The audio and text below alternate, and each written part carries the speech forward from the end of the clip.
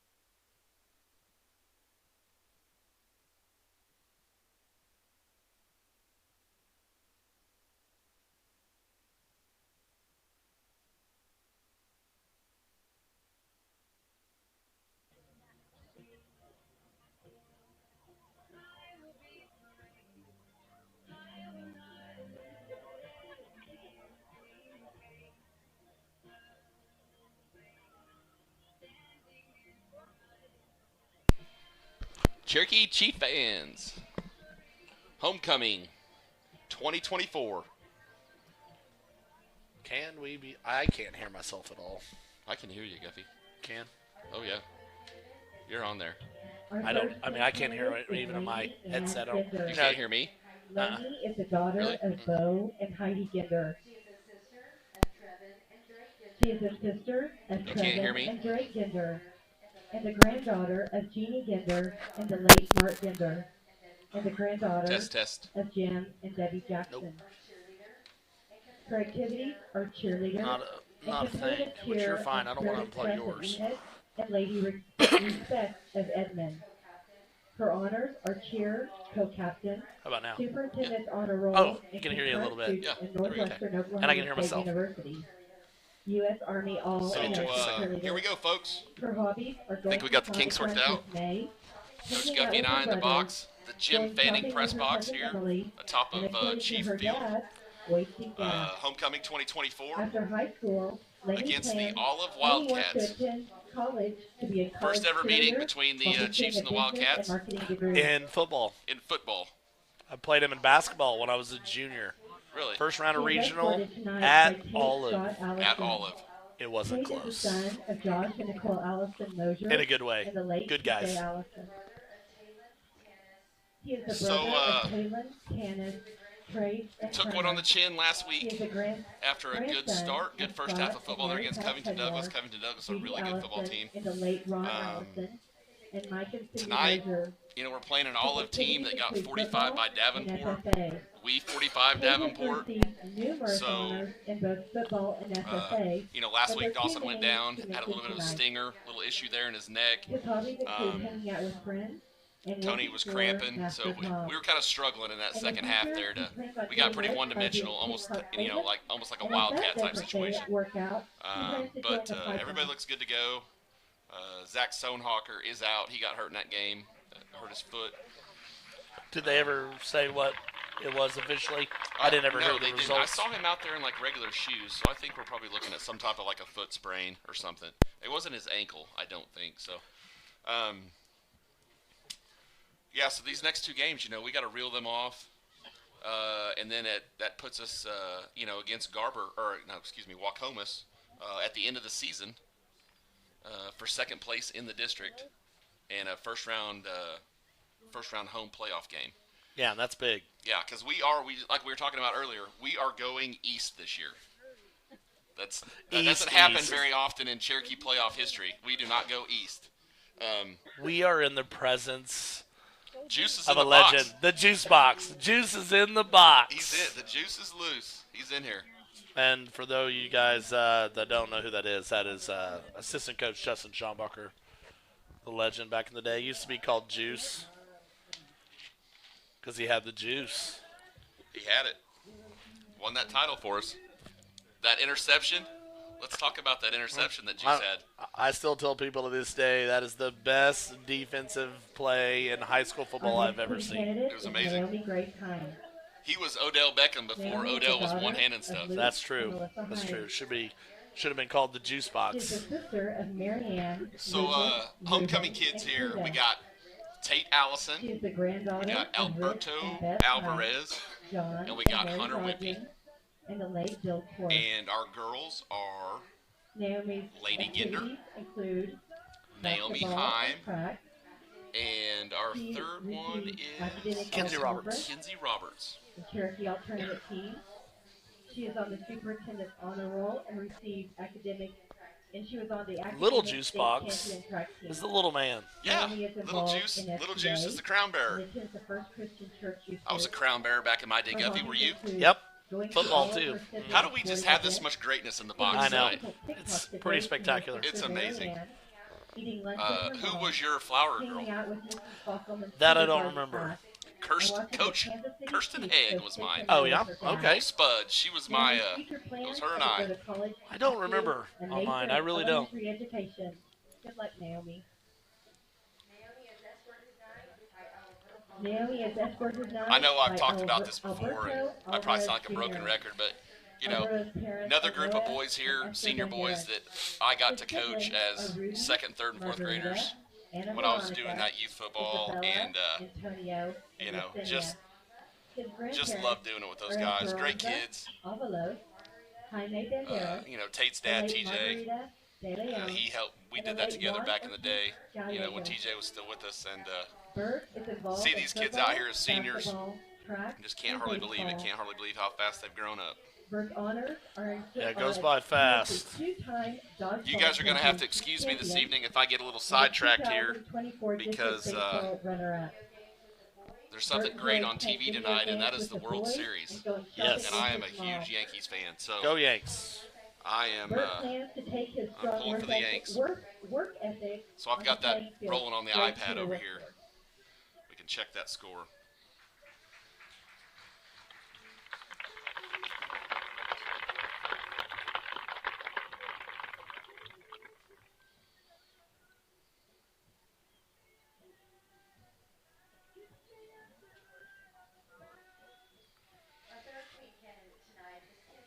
Our third queen candidate tonight is Kinsey Lynn Roberts. Kinsey is the daughter of Carrie and Kevin Roberts.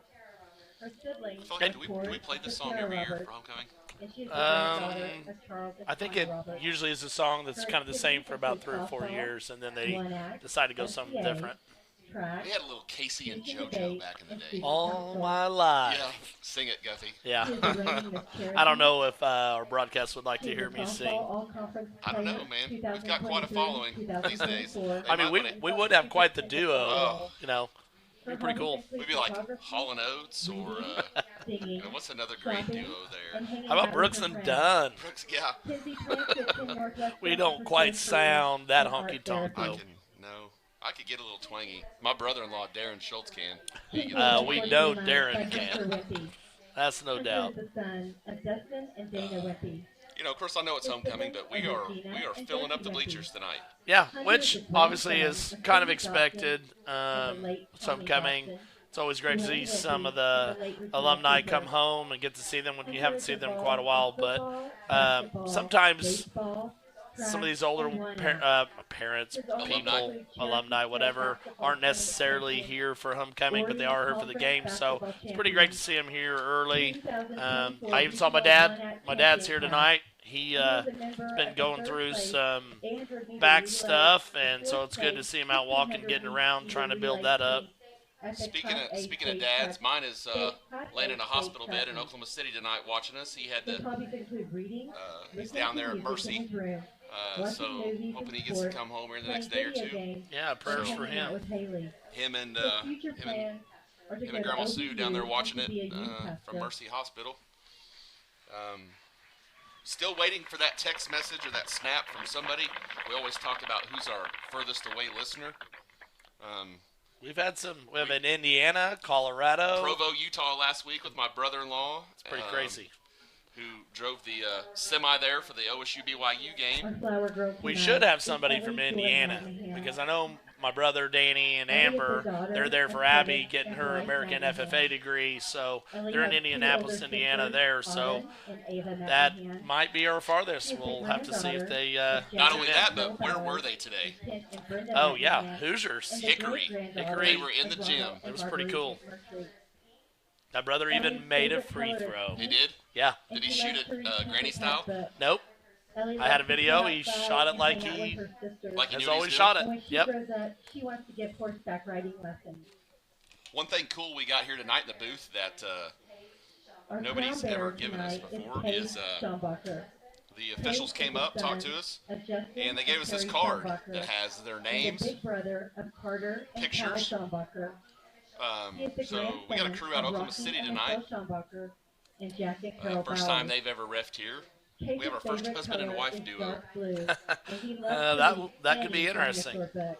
Do you think Cage that loves to snuggle with his Matt mom and Chelsea Guffey and or play Clint and games Megan with Reen anyone could willing to risk officiate? We personal definitely injury. would not be able to be on the same Only side. if you're on the opposite side. Opposite When sides Cage only. grows up, Opposite he wants side. to Maybe believe opposite what he ends of the wants to be field. a police officer. Or maybe one in the press box, Yeah. one on the field Right. with no headset. Right, no headset. I don't need to get yelled at. Great turnout here, though. Yes. The class of 1974 is having a reunion to coincide with homecoming weekend. Your And Clint, I don't mean to make 2024 any of them feel football old. homecoming That was team 10 years is before I was born. Alberto Yeah, only 4 Alvarez. before I was born. So, Alberto Alvarez is our king. Old Bert. What are the odds? Are we getting a smooch or on the cheek? I don't know, man. Lips or cheek? We got to know. It's And your gone weak. homecoming queen is And Laney is Lainey the queen. Gender. I bet Bert's gonna. Don't let us down, Bert. I guess the question is, will he be shut down? Oh, The look away, yeah. turn. Like a friend fist bump or something. Surely this has been talked about already, right? Between the 6? I don't know. There's a Oh, the juice is loose. Dropped his football. Bird helped him, though. That's what a center does. Hopefully Bird got that crown on right. Oh, he Bird went did in. He laid it. Yes. Bert went in. Yes. I like it. Attaboy, Bert. You did teach him something well back in 3rd and 4th grade. I tried. These kids don't always listen. Some of these parents listening might not think that is socially acceptable at that age, but you were, of course, talking about when they were seniors. Oh, obviously, so yeah. we know you'd be careful there. Yeah. You know, Clint, we were talking about earlier about having some injuries. Dawson being back tonight and Zach Stoneharker being out. We do have someone else back tonight. He's been out for the past few weeks. Nephew Gavin Guffey. He is suited up tonight. I don't know Gonna how much be rocking is the playing. Guffey 10 on the field. Yep, he'll be out there. So he's had some Very good. several bone bruises and on that bad knee that he's had the last couple years. Yeah. So hopefully he'll get some action and stay healthy. Yeah, absolutely.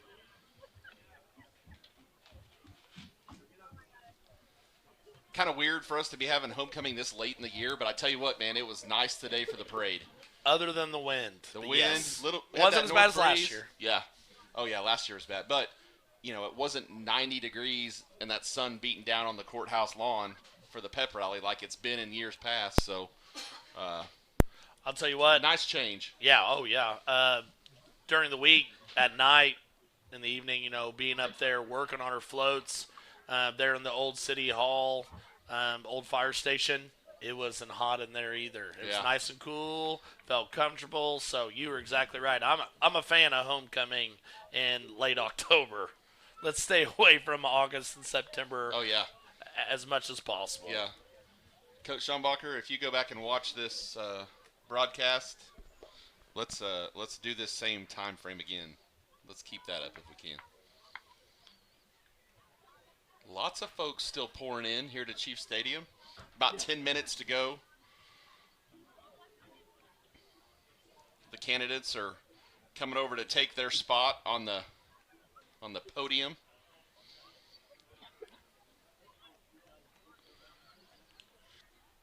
Glenn, I get to have it even more fun after the game's over tonight. Sophomore sponsors got to host the homecoming dance, and it's going to be lit, man. Dude. We got it decorated. It's going to be it's basically let it go. What is it? Let it glow? Yeah, that was one of our theme for the week was something like what's up. So it was something up every day. Yeah. And so there was a bunch of glow stuff or glow it up or something, and we stole a lot of it from the hall, moved it into the cafeteria where the dance is being held. So my question is, I know it's kind of late. Do you need a DJ? You could always sneak in there, and I'd like you to pick some songs because the good thing is it's coming from my phone. All I got to do is pick what song I want, let it play. Apple Music, Bluetooth, we're good to go. Is there a vetting process for requests by the students? I actually just told some of our sophomore students, you need to come up with a list that's edited that I can just search and play and go. Should be for the majority of the time. Yeah, I mean, if you want it, dude, I can come DJ that homecoming dance. I'll be all over it. Hey, we would teach them some good music.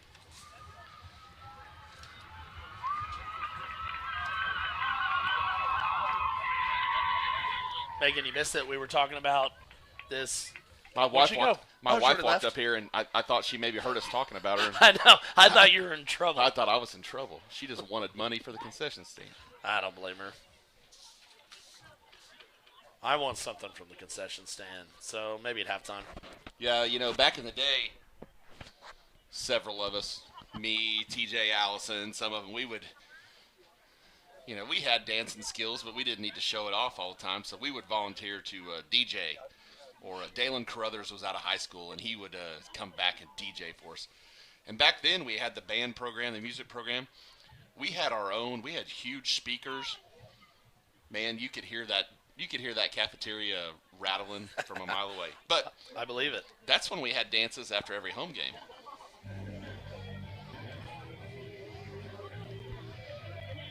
Well, we do have two pretty decent-sized speakers from the school that we're Bluetoothing it to, and so I had it turned up. It was jamming in there pretty good. Turned down for what?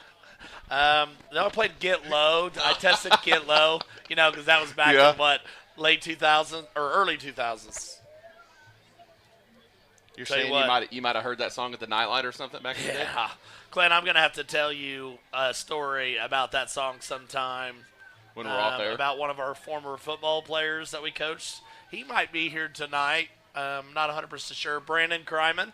I'll go ahead and just tell the story while we have some time.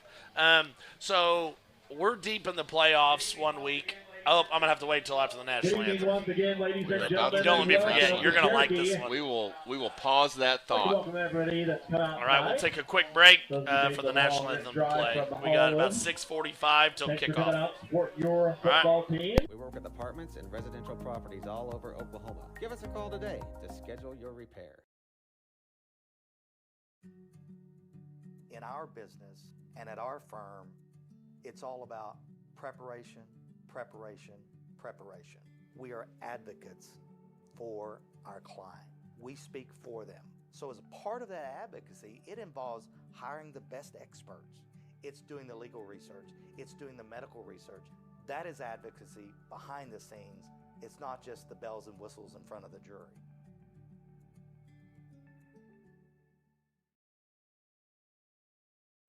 So you want to create your future, discover a path worth traveling down, find a career to get excited about. For decades, Career Tech has been training talented, skilled individuals, empowering them to step into a career that fuels not only their life, but the Oklahoma workforce. These individuals are the heartbeat of this state's economy. Individuals just like you. Create your future today at Oklahoma Career Tech.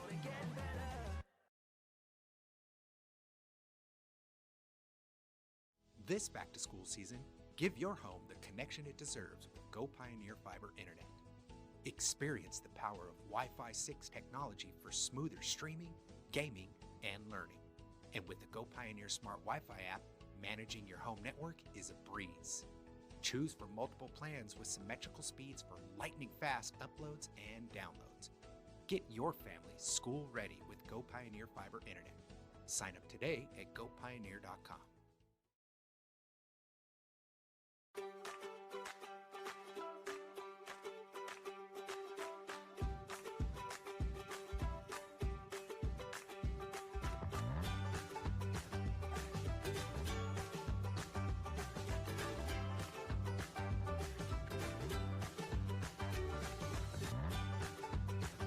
Stream with Oklahoma's #1 high school streaming service, Squirtle.tv.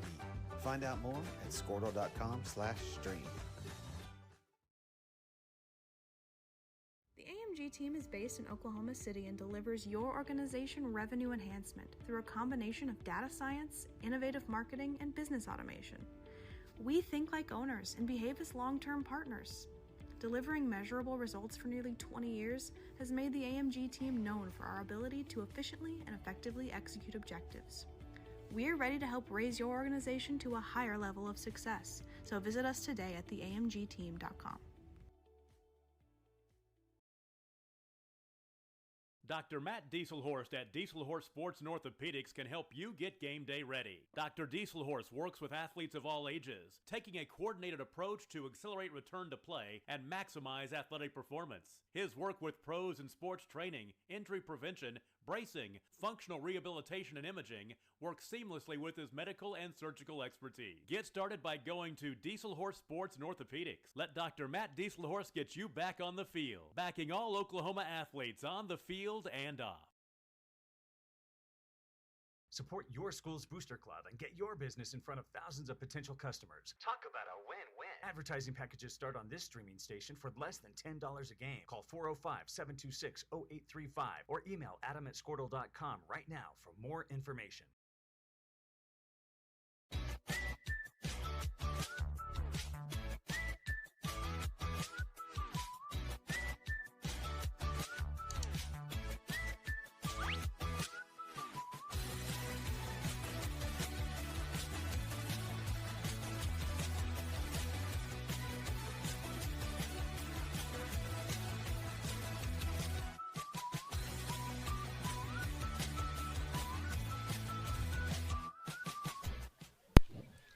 We are back. We are back. Hey, listen, I want to make note of something real quick. You know, we talked about doing a little throwback thing for the fans. I see some people out and about. We got the old Flash Bogue in here. He's down there in his old high school baseball jacket. Colton Castle's down here wearing the old All-State jacket. I got the old high school jersey on. But what I'm wearing, Duffy, is Coach Bob Kramer's hat. Oh, awesome. This was Bobby's. Out at the United when he coached. Anywhere out there. This is one of his favorite hats, according to Robin. Robin gave me this hat, and so I was trying to find one to match our color of red or maroon, whatever we had, you know. And I thought it'd be very fitting. Yeah, so. that's pretty cool. He Chiefs, probably took that off and yelled at me a few times. Probably. I don't want to give you some bad flashbacks or something seeing it, you know. He might have made me run a lap or two. It's You think? Here and there. So, captains for the Chiefs tonight are seniors Hunter Wimpy, Tate Allison, Declan Lucas, and Alberto Alvarez. Looking across the field there for the Olive Wildcats, we have number 77, Jacob Wright Benham. Number 7, Gavin Nickel. Number 9, Looks like number 9, Ty Cleveland. Number 3, Ethan Inks. And number 1, I believe, Number 75, Jason Beckner. Was that a 1 or a 7? That's a It's 7. like a 7 now. That's going to be You said Gavin him. Nickel. You need 77. Jacob Wright Benham. Back judge Trenton Stamps. Our side judges are Kayla Forkiller and Will Forkiller. Our umpire is Daniel Scott, and our head No, Clint, referee like I is said, I Tim know it's Daughter. upcoming, so that helps a little bit, but it's obviously great to see a full crowd and tons of people on the crowd for the spirit line, and then there's tons of people down the fence. Absolutely. And we are now graced with another legend. He's a very early legend of Cherokee now, Mr. Jeremy Bockelman. Jeremy Bockelman in the booth. That is out of the scope of our nomenclature, Coach.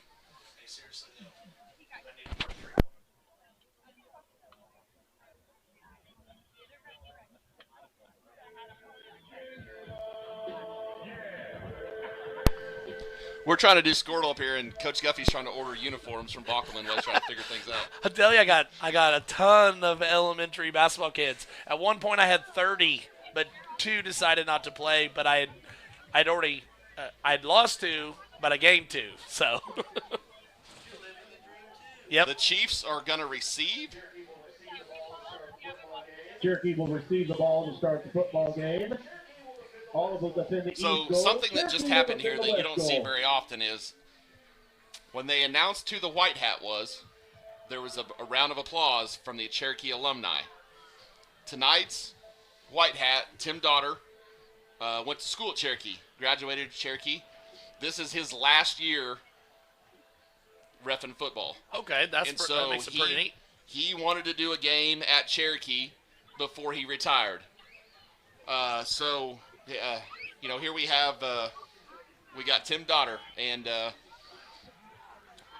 once again, we have that first husband and wife crew, and these guys, I talked to some of them earlier, and they were excited about being in Cherokee, Oklahoma tonight for this game.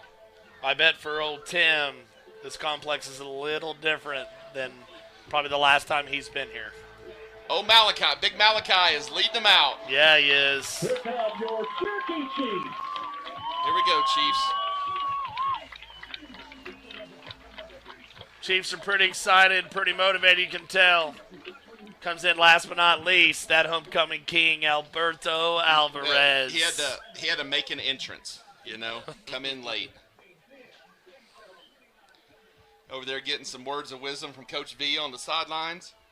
Hey, listen, when they were doing that national anthem, we talked about it over at Davenport about that glare coming off of your brother's head. That one coming off Coach Schombacher's head down there earlier was pretty bright too, so it's a good thing he throws that hat back on for the game. Yeah. I can say that because I'm in the booth with the hat on. Yeah. He can't hear you right now, and he'll probably won't care later when he hears it. He'll text me later and tell me thanks for the shout out. Mm-hmm.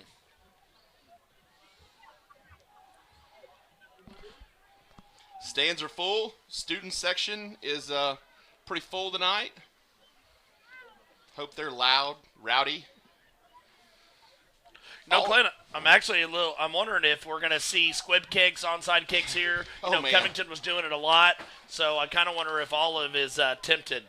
I can't see. What number is that's going to kick off there for? Number 14? 14. River Stone Cipher. Yeah, I told you. That's quite the name. And that is going to go out of bounds. So the Chiefs are going to take over at their own 35. That was an Alberto Alvarez kick, but it went out of bounds because it was right at the 10. Man, I tell you, what a blessing that's been for us this year with Bert. He has been on the money, 45 to 50 yards pretty much for every kickoff. So that's been and it's stayed in bounds like 95% of the time. And a few touchbacks. Yes. Well, looks like we're going to start out with a flanker set here for the Chiefs. Tony is split out to the right. Clayton in the backfield next to Dawson. Snap, handoff to Clayton. Pretty big hole and fights a tackle, and then he's taken down by about 4 Wildcats. Oh, ball had popped out. Oh, had it, but pretty sure they called him down. Going to give him 9 yards on the carry. With the stop. Gain of 9, second down and 1. Great push right there by the offensive line. They got hooked up right away, and they were driving. Clayton did have to break a tackle initially about a yard up the field, but he's a pretty strong kid, as we've talked about in the weeks past.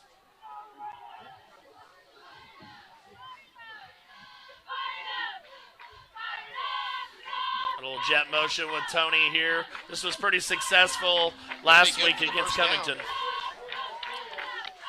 Number 6, Tony Macias.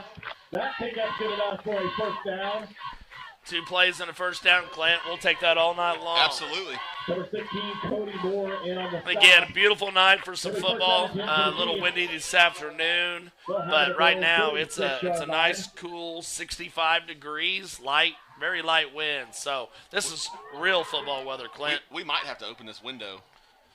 We're generally eating a south wind. I know next door they have it Dawson's going to keep that over the right side. He could be gone. 7 and barely had an angle on. Number 7 for Olive, Gavin Nickel at the safety position, comes over, takes a good angle, is able to force him out of bounds. About the 15-yard line.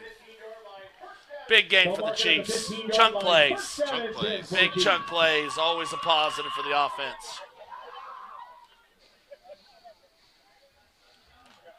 That baseball game started yet? Not yet. Just look here with the Hall of Famer John Schmaltz talking there. We're going to have some baseball going here in a second. Dawson gives that off to Clayton. He cuts it back up. He's going to get about 6 yards on the carry. Chiefs are staying ahead of the chains. Big plays. Got at least 6 there. So staying ahead of the chains gives you tons of options, obviously, on second down. So pretty good start for the Chiefs. Drove down, 4 plays now, and we're inside the 10. All runs. Yep. It's probably a good time to run a little play action right here. Try to suck that safety up, hit Tony over the middle. Yeah, or a little dump to Joel. Yeah, true. It's like a trap, quarterback trap. Dawson cuts it up, and he's going to cross the line. Touchdown, Cherokee. 8-yard gain for Dawson on the touchdown. There was not a Wildcat, I think, within 5 yards of Dawson right there. That might be one of the easiest runs he has tonight. Very well could be.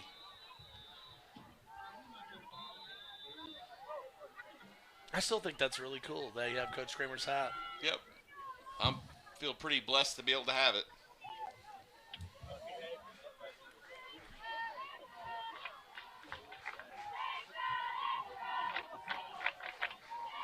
Quick handoff to Clayton, bounces outside, and he's going to be just short. Didn't quite stay hooked up on their blocks that time. I think a couple of Wildcat defenders were able to slip off and make a play. Great start for the Chiefs, though. 6-0 lead, 10:02 left in the first quarter. So, hey, 1 minute, 58-second drive right there. It's your 2-minute drive. We'll take that. Looking across the way over there, my old buddy Michael Cleveland is standing over there watching his kid. I didn't realize they were at Olive. Michael was a 8-man all-star at Sharon Mutual, played football at Northwestern. Okay. Then he worked at the college there when my old man was working at the college back in the day. And so I'm going to have to make my way over at halftime maybe and say hello to him. Yeah, no doubt. Who do we got back deep here for Olive? He's kind of walking away from us there. Looks like number 1.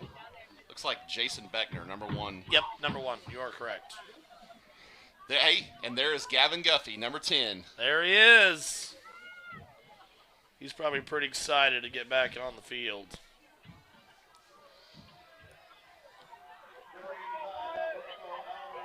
Number 85, Alberto Alvarez, set to kick off for the Chiefs.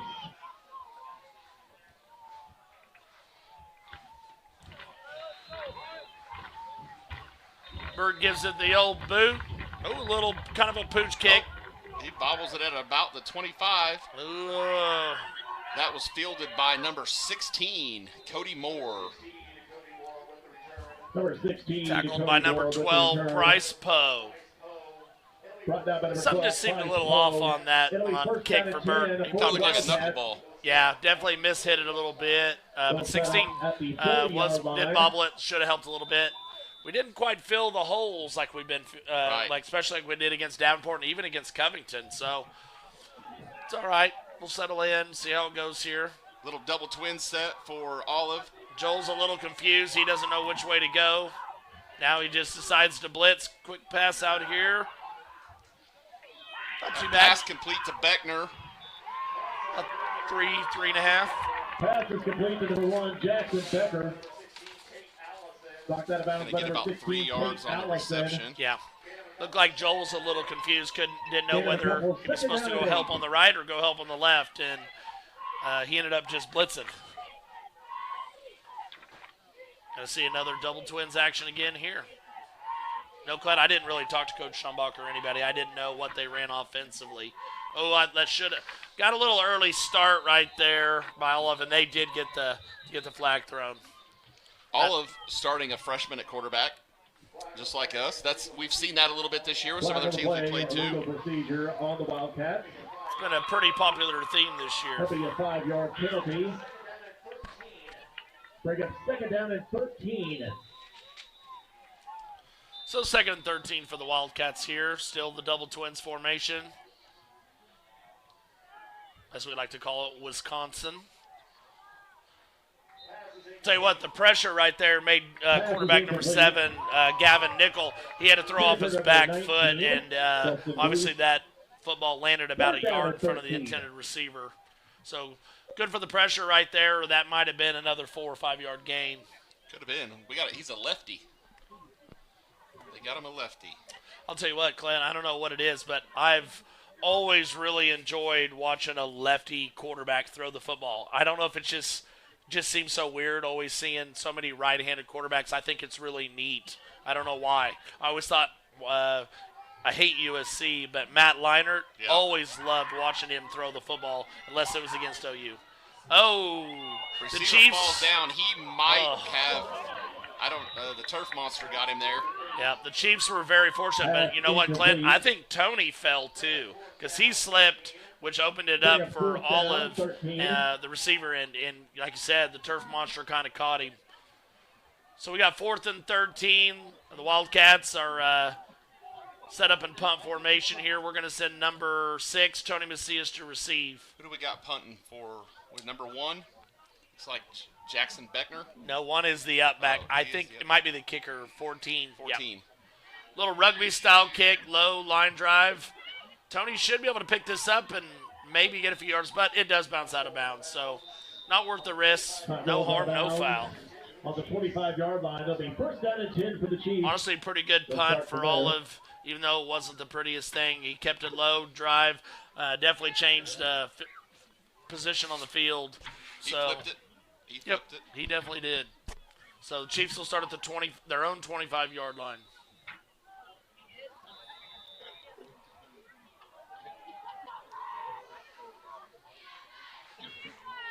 .9:23 to go in the first quarter. Cherokee leads 6-0. Dawson takes the snap, hand off to Clayton, bounces it over the right side. Going to drag some Olive defenders out for about another 9-yard gain. Yeah, actually the official on the side is waving it on. It's first down. He got just past. They gave him 10. They did. I think that's good enough for a Cherokee Chief first down.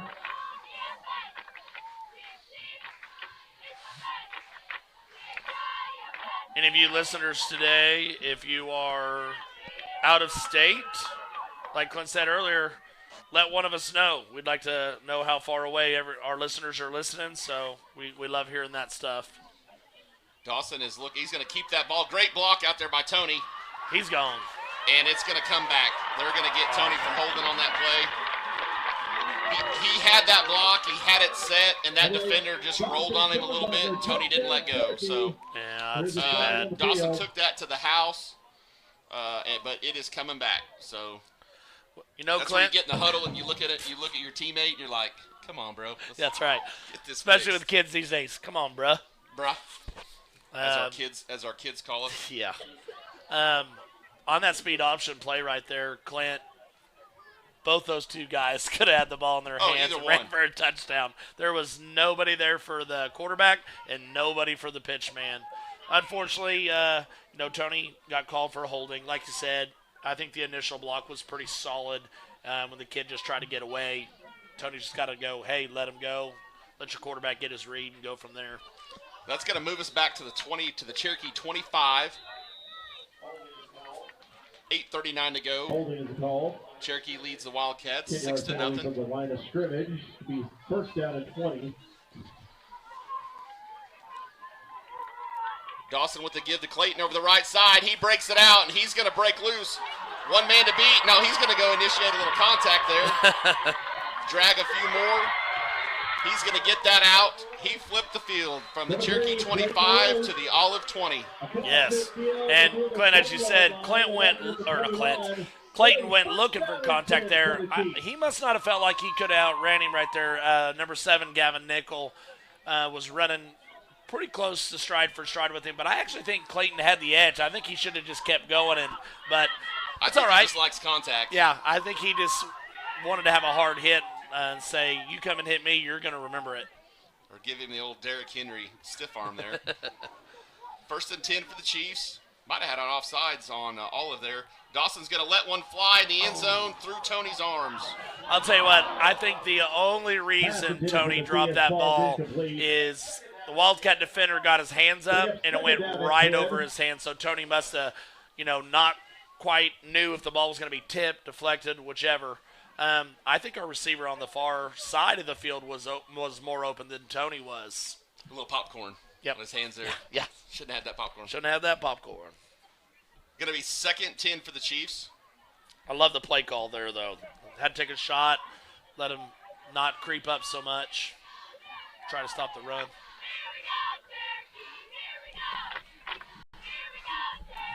Little jet touch pass. Tony kind of pulled up, gave him the look there. Well, Tony was able to make up for it and get his touchdown, but I don't know in high school if that's considered a pass or should be forward pass, right? Should be. But I don't think he popped it. I think he handed it. I think it was a give. I believe it's just a rushing statistic, which Dawson's like, hey, man, you hurt my stats. Just catch my last pass. I don't think Dawson cares too much. I think he's perfectly fine getting the score. Got a pro set here for the Chiefs. Clayton back. We're a little under center here, Clint. I like it. Maybe a swap. Nope. Oh, Joel's open right there. Good pass by Dawson. Good throw and Dawson catch. had a little pressure there, and he was able to. He retreated back there about 15 yards and let that go. Yes, he did. And we know Dawson's got a pretty strong arm, so we know what's possible. That is, I believe, a new formation. That's a new play we haven't ran this year. I thought, Tony started to motion in. I was wondering if we were going to do a little 16 swab option with the fake and pull a couple of guys to the right. But instead, Tony kind of motioned in but stopped, and then I thought it was going to be a real quick drag. It might have been a pick route a little bit right there. It looked like Tony kind of did the curl, and Joel snuck, an out route right. I couldn't tell if it was in front or right behind him. In my day, that would have been a crackback on the defensive end when that was legal. Yes. That happened a lot, man. When you played DN, you had to have your head on a swivel because everybody loved the crackback motion. Yes, they did. I will say this, though, and no offense to Tony, but I'm doing a crackback. I'm not using Tony. I'm using Clayton. Yeah. Clayton or Joel or, somebody there. Maybe throw Bird out there just for fun. Let him go get a crock block. 14-0 Cherokee. 7:56 to go in the first quarter.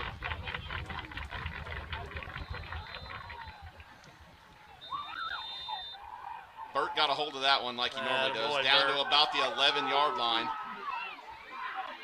Oh, Tate Allison just Tate. barely overran it. Tate had him on a string there and just barely missed it. Which, a pretty common theme for us, Clint.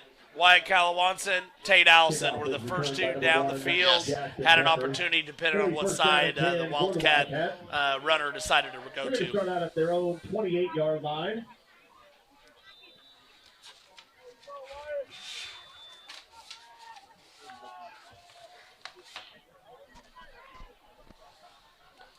Well, here's another double twins. Twins left, twins right. I think we're probably going to see a lot of that tonight.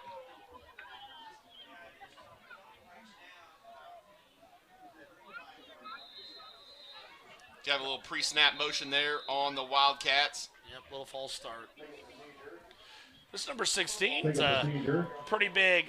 I would think he'd be more of a fullback type based on his build, but he's actually playing kind of a tight end being the split out. So, but I wouldn't be surprised. We've seen a couple of quick passes out to the slot. Maybe you see a bubble screen with him coming out and blocking for the inside slot receiver.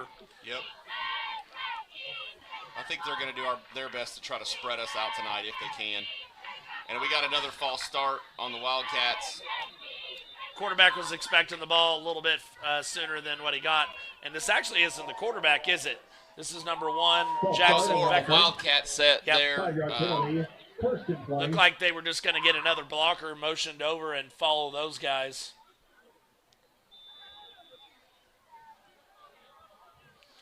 They've got, once again, the number 7, Gavin Nickel, who's the starting quarterback. They've got him spread out and that was almost a false start again. Great pursuit by the Chiefs right there. Beckner was moving backwards before he got that snap. Tate Allison did a great job scraping, being out there to the outside, made that runner not be able to kick it out and bounce it outside, and forced it inside right back to the defensive lineman. Great pursuit. Way to fill the gaps by the Chiefs defense.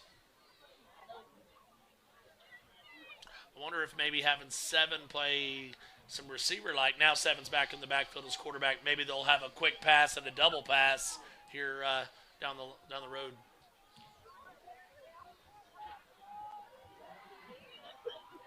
Great play there by Tony. Quarterback put the ball on the money, but Tony was right there in great position.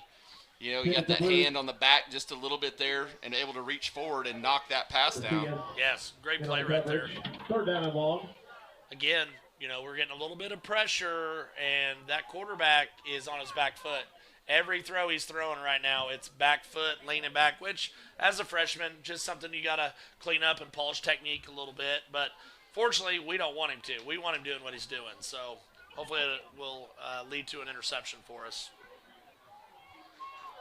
Little confusion there for the Wildcats, trying to get some personnel swapped around, and they call a timeout as the play clock hit 0. So they're taking a timeout, and we're going to pay some bills and take one with them.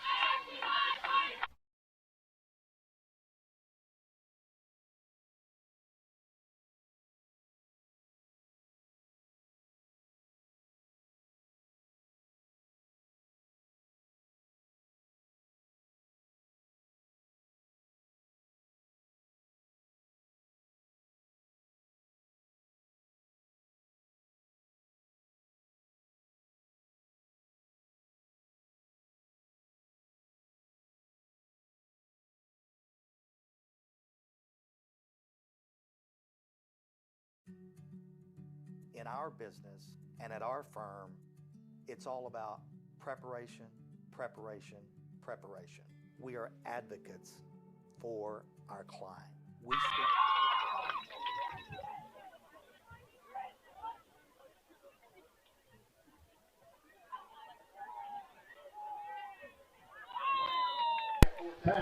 Coach Guffey and I were away right there, but Olive had the hook and ladder set up right there. Oh, I didn't notice. And Nickel missed his receiver high, and that might have been a big play for them, because had they caught that and was able to get that pitch off, that was nothing but sideline and green turf. Number 14, River Stone Cipher in again to punt, a rugby-style punt, Ooh, and Antonio. that did not work out well. Honestly, it looked like he might have got it, which, I don't know. I couldn't quite tell. Punt rolls to the 30. Mark at the 31-yard line. That was a 12-yard punt. Down and 10 for the Chiefs. Yeah, he definitely kind of a moonshot. A lot more height than it did depth, for sure. We'll take it. Chiefs start on the Wildcat 31. Short field.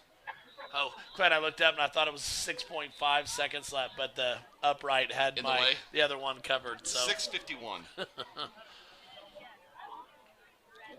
Dawson gives the handoff to Tate Allison. Tate's going to rumble out for about 9 yards. Tell you what, Tate was looking to bounce it out, but he knew that corner had done a pretty good job funneling it back in, and so Tate just lowered his shoulder, got everything he could get. They gave him 10. Smart play by Tate. Good run. I like seeing him run the football. Absolutely. Because he's kind of like Clayton was earlier. He's head hunting. He's wanting to be physical and be the aggressor. Sorry, I was taking a drink of my Dr. Pepper. Little speedo again. I just didn't get a block there. Yeah, Tate was kind of looking for somebody to block, but I think he was too busy looking outside and didn't take that look to the inside for that linebacker that scraped out. Near the line of scrimmage. By number 1, Jackson Becker. Second down and 10. No, Clint, it's a lot easier for us to talk about the vision from up here, whereas we know how it used to be having helmets on. Helmets were a little bit, vision with a helmet on is a lot different than sitting up here in the booth a little bit higher. We got that bird's eye view. I think that was the offside by the defense. Pass complete to Joel Parker, and he is going to take it in for the touchdown. Man, that looked like Joel was getting ready for the 400. Man. I think Joel caught that ball, and he smelled touchdown, and he wanted it bad. So just a nice, easy out route by our tight end, and the outside receiver ran a post, and the guy guarding the post had a small chance of getting Joel on the tackle, but Joel broke the arm tackle, and, man, he was a force going to that end zone. He was on a mission, that's for sure.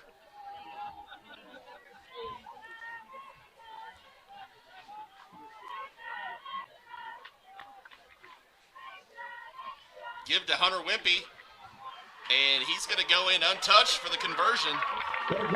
Great job right there by the Chiefs. You know, Clint, short field took advantage of it. Did you notice that was something I don't think we've ran all year either? That was empty. Yep, it was. And I think Coach Schombacher kind of got on him right there. They're not used to running that out of empty, and our guys had to get back up on the line, and go double tights there. So I'm going, Clint, that's something we've really harped on the last 2 or 3 broadcasts. We've always talked, you can always tell that there's something that's been a point of emphasis. Yeah, absolutely. 2-point conversions, kickoff coverage. I think 2-point conversion plays has been something pretty popular this week. Yep. Because we've seen 2 totally different plays, given some different looks, and I love it. I love Coach Schombacher doing it right now because it's something you're going to need in the playoffs, something you're going to need next week against Wacomas. Next week against Coyle. Coyle, then Wacomas. But it gives them, both those teams, something else to prepare for. Yep. The more they have to prepare for, the less time they get to, do everything they want to cover. So I'm really digging the new formation and plays on the 2-point conversion. Bird gets a good leg into it. Kind of a knuckleball again. And it's gonna bounce past Beckner. Gavin takes a dive, just misses, but there are 3 other Cherokee Chiefs there. Hunter Wimpy, Wyatt Calawanson, and I think it was Tony Macias. It could have been Tate. Gavin was the first one that had an opportunity to get down there and almost made it. Brought down at the Gavin's going to come in line. now and play a little safety. Going to get Dawson out of the game with the safety position. Get him a break. He was in at safety on the last series. Was it? Well, okay. I didn't notice it. I thought he came in on the punt. Nope, he was in there. Okay.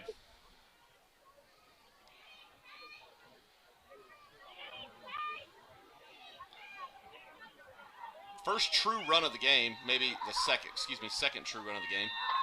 Beckner on the carry. Becker brought down by a host of Chiefs. Clayton Roach did a great job on the far side defensive end position, stretching it out, and I believe he's the one who finished it off, even though there were a couple other Chiefs there in hand.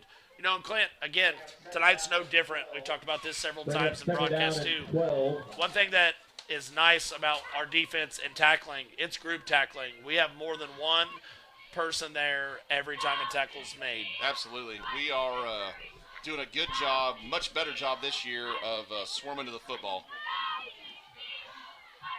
That pass is going to be complete there to number 18. And obviously if you're Olive, it's a positive play for you because you kind of struggled completing some passes. You got about 4 or 5 yards, but the Cherokee Chiefs defense is going to give that up to you all night long. Because now it's still 3rd and 8. Absolutely. 3rd and long. Now we know they're in a passing situation. Yeah, and pretty expected. A left-handed quarterback. He's probably a little bit better rolling out to his left. That's kind of the only time I've seen him be successful tonight. Oh, we got a little tailback pass. He's not going to get it off, and we're going to get a safety. Tate Allison had the initial pressure, and number 70, Antonio Banderas, finishes him off. Number 16, Tate Allison. That's one of those things that's pretty difficult if you're not a traditional quarterback back there to pass. A high IQ play would have been just throw the ball away. He knew where he was looking, but he knew he was covered. So I will say that he did make a high IQ play and not throwing it, but man, he had nowhere to go. And we made up there for that first missed 2-point conversion. Got it back there, the 2 points on the safety. That kid, he's just got to get rid of the ball. He can't try to make more happen than needs to right there in the end zone. Get rid of it. Go to 4th down and then punt the ball, and don't put your team in that situation. For sure. And like we talked about, they've been on their heels all night long, so that's definitely helped.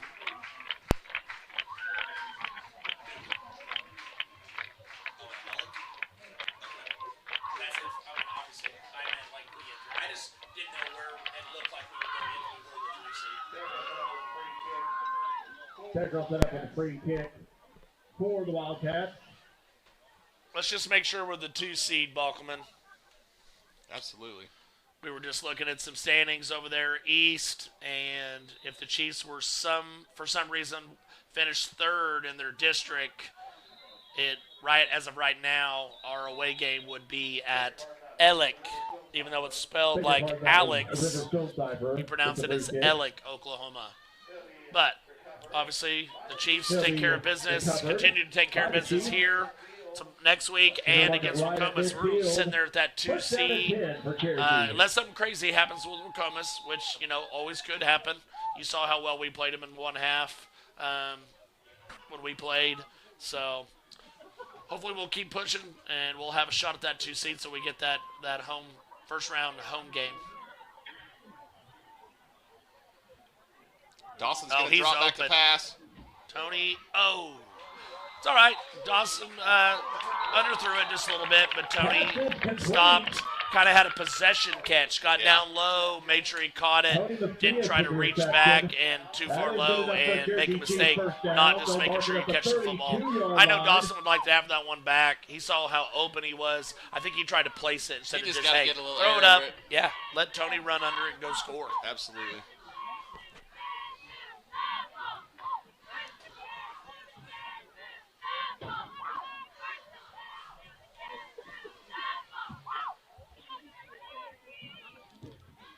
Dawson's going to give it to Clayton. He's going to bounce it out to the left, and he is going to drag some Wildcat defenders for about 5. He's still going. Finally out of bounds. No, Clint, that was something we've talked about a lot, too. A lot of these kids sometimes anymore, they're not even trying to tackle. They're just going for the ball. That's it. Pull, strip, punch. There's time for that, and there's a time there's not. Yeah, when you're, I know you're down here 24-0 in the first quarter. You're trying to get a turnover, but Your best suitor to just wrap him up and get him to the ground. 3:22 to go. Cherokee leads 24-0. Roach takes the handoff out over the right side. Met by a couple of Wildcat defenders who are going to be good for about 4 yards. Clint, I don't know if you saw it, but that was a tremendous trap block by Antonio Banderas. He pulled hard, and, man, he made some real contact with that defensive end. Man, and I got to tell quick. you, his progression from last year to this year is night and day. And, no doubt. At just a sophomore, when he's a senior like his brother Bert, he is going to be yes. He's going to be an animal. Yep, and, the Chiefs are going to lose 2 starting offensive linemen for next year, so he's going to have to be the leader of that group. Little quarterback trap over the right side, and Dawson's going to take it in from 10 yards out for the Cherokee touchdown. Was that that almost looked like a GT. Little fake jet, and then we pulled there, so little GT action, I guess, there. Yeah, it looked like both pulled, but I could be wrong. They should be able to pull that tight end also because we're hoping that defensive end goes with the jet. Well, you and I have been talking about that play or the absence of that play. Bringing that receiver in motion on the jet, faking that jet, and then, taking it, a la Tanner Bowman or whoever right up the middle like they used to back in the day. Or the juice box. And who do we got? Clayton in there for the conversion. Number 38, Clayton Roach. Chiefs have been pretty sharp so far on offense. Not trying to do too much. They're being balanced. Obviously, we are running the ball more than we're throwing because when you're getting at least 5 yards to carry, it's kind of hard not to just keep feeding the ball. But they're keeping all of Wildcats on their heels every once in a while in the secondary. They're not able to creep up quite as much as they want to try to help load the box and stop the run. We're making them kind of hesitant to step up, which is obviously making us get to the deep in that second level running the football.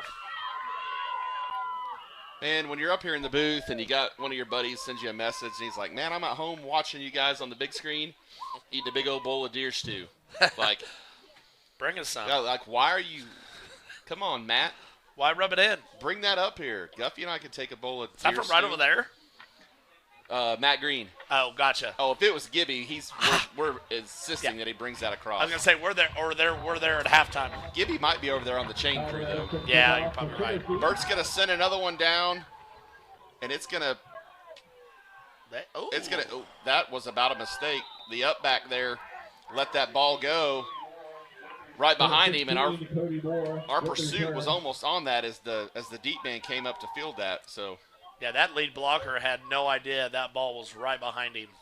It's too bad he didn't back up, kick it a little extra for us. Yeah. Give us an extra second or two to try to dive on it. That'd have been a really long onside kick. Yeah. Bert's kind of putting a knuckleball on him tonight a little bit. He doesn't normally kick him like that, but it's a little knuckle action.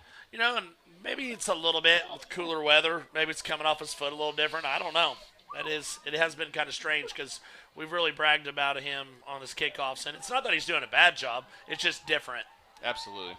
2:30 to go, first quarter. Cherokee leads 32-0. We got a TV timeout going on here. What are we doing? Oh, okay, yeah. They're trying to reset the play clock.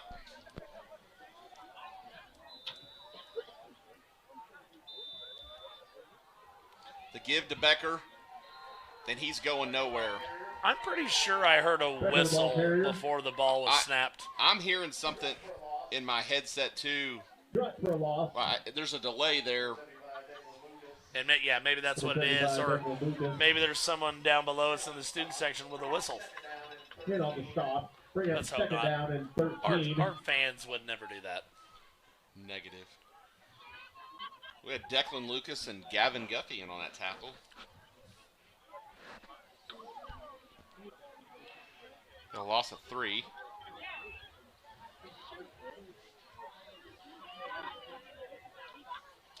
Little double reverse. Chiefs did a great job staying at home, being sound. There's just nowhere to go for Olive. I will say, Olive's freshman Price Poe there stayed at home. Yep. Olive's trying to do anything they can. They're trying to find something to work right now. Becker, the ball They've carrier. ran Knocked double out of bounds on the twins. 12th They've nice tried play. throwing quick passes. No gain on the Really, play, the only thing they third haven't done is 13. try to throw the ball down the field, and I think that's just because they know they don't have the Well, time to they get it did off. once, and the receiver fell down. Yeah, that's right. I'm surprised they haven't tried to do it again then. We've seen the reverse. We've seen a tailback pass. We saw the setup for the hook and ladder. Oh. They tried to go downfield a little bit more there, but Joel Parker, great coverage. Gavin, great coverage. Gavin, if he would have been about 6'5", he was picking that one off. Looked like a little confusion there on the Wildcats. We had you had Becker there kind of on a cross route, a little short, maybe a little short post, a little shallow post, and him and the other receiver, they were right there in the same area, so maybe a little confusion. We'll see how this punt works out for the Wildcats. Oh, Antonio's going to get it. Man. He is going to get one. Oh, Gavin's going to field it. What a heads-up play by Gavin. Little slip. He holds on, though. He saved us about 10 or 15 yards on that. That's exactly what I was going to say. He helps us with a little field position. Might not have been the smartest play, but it's okay when it works. Start off the all 40-yard line. I think it's definitely the smart play. You just got to make sure you execute it, right? Cherokee living in olive territory so far in this first quarter. Yes. I say throw it deep, Clint. What do you think? I think he's going to hand it off to Tate. Bobble well, snap. he was going to. Dawson's just going to try to make something out of nothing. Obviously going to be a loss, but could have been a lot worse. Going to lose about 3 on the. Yeah, 3. Going to lose about 3 on the play. But that was going to be a little GT action. It looked like there to Tate, but just took his eye off of it. I think we should try to pull a little olive play here. Let's throw a quick pass out here to the flats and double throw it down the field. Yeah, I'm game. Who's going to throw it down the field? Tony. I don't know. Here we go. I'd say put Gavin in there, but I don't know. He might be a little rusty. Tate's going to get that. He's going to get that yardage back from that number 16, Tate Allison. First down miscue there. Going to get 4 on that run. You know who honestly would probably be the best one to throw it out in the flats and throw it down the field? Bird. Let's throw the center out there. We're going to have to get him moved out of that center position. You know, Clint, whether it's homecoming or if it's senior night, we got to get Bird a touchdown. Yeah. Or a 2-point. I'll take 2-point conversion too. Dawson, kind of a little fake pitch there, and he cut it up. He's going to get. Dawson Schonbacher. Got a little rolled up on him. Dawson's going to get about 13 yards on that carry. Hopefully that's just somebody stepping on his foot. They're going to mark the ball. He's all right. You know, Clint, I thought at first, I was like, Dawson probably should have pitched that football. But ended up being a great read. So, again, the viewpoint down there on the field is going to be a lot different than it is up here in the booth. Definitely easier for us to sit up here and criticize. That's right. I just hope, Coach Balkman next door remembers that, too, when he's trying to tell the other coaches on the field what to do.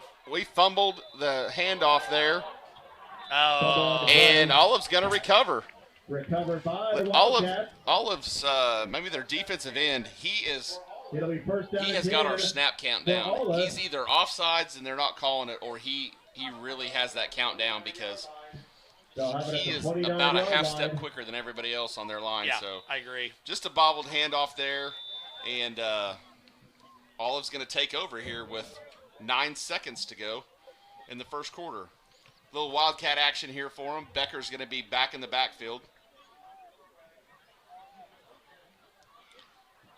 They're having a really hard time with the snap tonight. Yeah, and you talked about that in warm-ups. I saw it happening in warm-ups, Play is blown dead. Honestly, the result of the play is not much different than what actually happened. Whether you take the 5-yard penalty or the bad snap bobbled, the guy got down on the ball, 5-yard loss either way.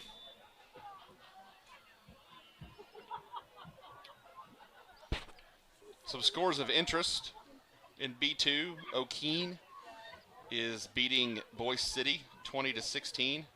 I thought that would be a pretty close one.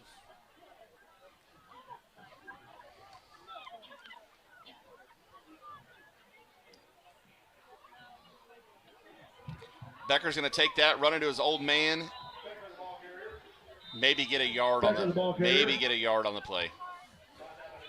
Hunter Wimpy was looking for a block in the back right there.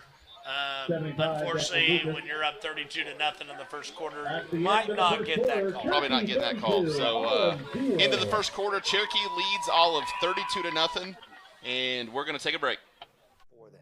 So as a part of that advocacy, it involves hiring the best experts. It's doing the legal research. It's doing the medical research. That is advocacy behind the scenes. It's not just the bells and whistles in front of the jury.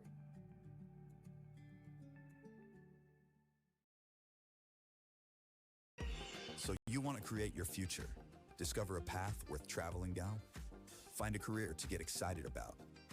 For decades, Career Tech has been training talented, skilled individuals, empowering them to step into a career that fuels not only their life, but the Oklahoma workforce. These individuals are the heartbeat of this state's economy. Individuals just like you. Create your future today at Oklahoma Career Tech.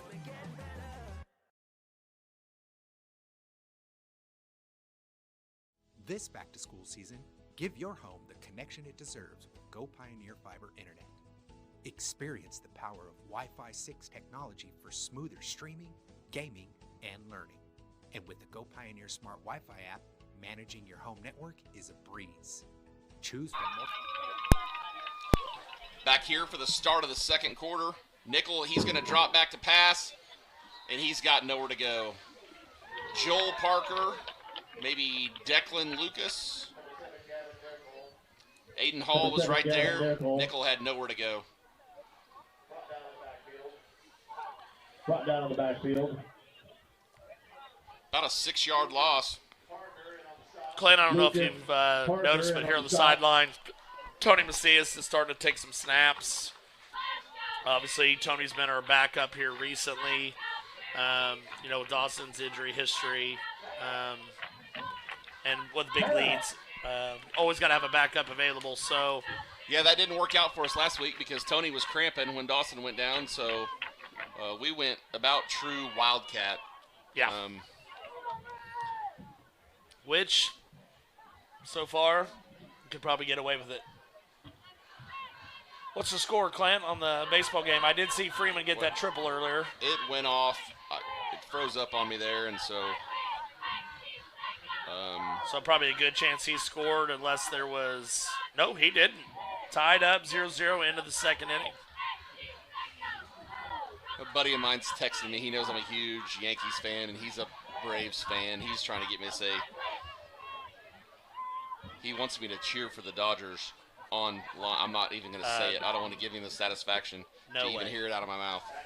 No way. Back to play, 3rd down and 20 for the Wildcats. 3rd and 20 for the Wildcats. I bet they're probably going to be pretty conservative here. About 3rd and halfway to Ingersoll here on this one. Nickel takes a snap. He drops back. He's going to let one fly. Pass intended for number 19, Dustin Bruce. Price Poe. Pass is incomplete. Drops back in coverage. Did he play a little corner there? Price is playing a little corner. Interesting.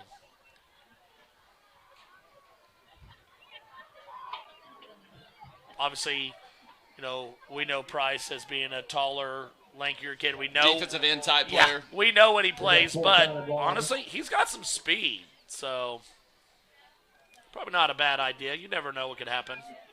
And for the punt here, and they did not do the rugby style punt there with a much better result. Tony's going to pick that up at about He's got 42. a lot of green over here. Oh man, if he could have got that first level, he might have taken it. Tony Macias with the return. About a 15-yard return there. Return it to the 45-yard You know, Clint, line. I know, Out of the Wildcats. unfortunately for Olive, they haven't had a lot of positives Number 16, tonight. Cody But Moore one thing with I the can stop. say about them, and I've noticed during the game, is their players seem to have some great sportsmanship. They're helping Cherokee Chief players up, patting them on the helmet. You know how it is. You know, sometimes you get your butt whooped. It's all right. You just say, hey, good job, but hopefully I'll get you on the next play. Absolutely, absolutely. Tony takes that snap, and he hands it off to Wyatt Calwanson. I'm starting to get a little hate from the non-Yankees fans. They're texting me, letting me know that Judge struck out, and, you know. I say bring it on, you know. Yeah, but you know what, Clint? What's too bad is why should they be talking? Obviously, their best team's not there, so they don't have a whole lot they can say. Not everybody's a Dodgers fan, so. Yeah, honestly, the Dodgers are worse than the Yankees right now. They spend way more money than the Yankees. Well, I say way more. They spend more. We know the Yankees have always been big spenders. And they're about to spend more because we're going to keep Soto. I would hope so. Oh, Wyatt, hard run there, and he's going to get it back to the line of scrimmage. Probably no gain on the carry there. You know, the Chiefs got some substitutions in. We got second-string guys. They are very capable of getting a good push. I just don't think we're firing off quite like we're supposed to. I think we're I don't want to say lazy. We're just the intensity level just needs to be a little better, and I think everything will be fine because we got some big kids. Well, when you're up 32-0, you know that you have to find ways to keep that intensity level up and just not go on cruise control. Keep firing and making plays. Should be offsides on the Wildcats. I'm telling you, he's been right there. Price turned around number 9 has been there. Price turned around and looked at Coach Schumberger like, I don't know what you want me to do. He has almost been offsides a couple times, and it got him there. He's had that snap count down, and we have a different center in there now. So I would just now we're going to give it back. False start on the Chiefs. Looks like number 74, Joe Dooley, just a hair early. A little excited to get a trap and have a chance to have a big hit, maybe a pancake block. 5-yard penalty. You know, Clint, if that guy's going to keep jumping, I think I'm not necessarily the freeze play, which I know is your favorite. How about just go on 2, and then on the next one on 3. Like, take it. Get this free 5 yards. Probably do it a couple times and probably have a first down. We're going to run that same play. Tony keeps it. Oh, good hesitation move by Tony. He's going to get that out across the 35. First down. That little hesitation, he faked like he was going to go inside, kind of hesitated, and Tony used his burst and got outside and got a first. Right now we haven't been too successful with this second group running the ball up the middle. So I think Coach Schumbacher obviously tried to get it out on the boundary that time, and it worked. So, right guard. False start again. Joe Dooley again. Unfortunate. Glad he's getting some reps. Joe just a little excited there. He's just got to. I'm sure Coach Weavey's going to have some words of wisdom for him. Film talk. About yeah. Good old film talk. Words of wisdom from Coach Weavey. The good thing is, Joe's obviously shown some. He's a little upset, but he knows he's hurting his team right now. But I wouldn't be surprised if he gets a couple good blocks here. Wyatt takes that. He's going to get it out for about back to the original line of scrimmage, plus a couple more. Great block there. Going to give him about 10 on the carry. Brought down by Looper. Clint, those safeties are starting to creep up in the box, kind of like a monster. I know they've probably seen on film that Tony doesn't throw much, but Tony can throw it. I think he might take a shot here before long. So I think you can sneak Price out on a tight end seam. Wyatt's going to get that to the line of scrimmage for no. Hey, listen, I'm watching a couple of the cheerleaders right now throw those T-shirts up into the crowd. Some of them probably shouldn't throw the ball. On the stop. No gain. They don't see us, Clint. Oh, they see us. They see us, but They don't have the arm. They don't have the arm. Yeah, they're showing us the muscles. Kinley said she's got the guns. I was saying that she didn't have muscles, so she was proving to me she did. Might not be able to with those jerseys. They're probably not used to wearing those things. 3rd and 6, little pre-snap penalty here. Offsides, there we go. Should be a first. Flag on the play. I'm telling you, Clint, we could probably run 2 plays on a snap count, regular snap count right now, and on 3rd down, just go on 2, and we might get it every single time. Yeah. Because obviously that kid for Olive, he's got a very quick first step. Yeah. He's timing it. Well, most of the time he's timing it very well. But when the Chiefs are trying to keep him a little off balance with different cadence. All it's going to take is a clap. Yeah. And he's coming. Going to have Garrett Ketterman out here.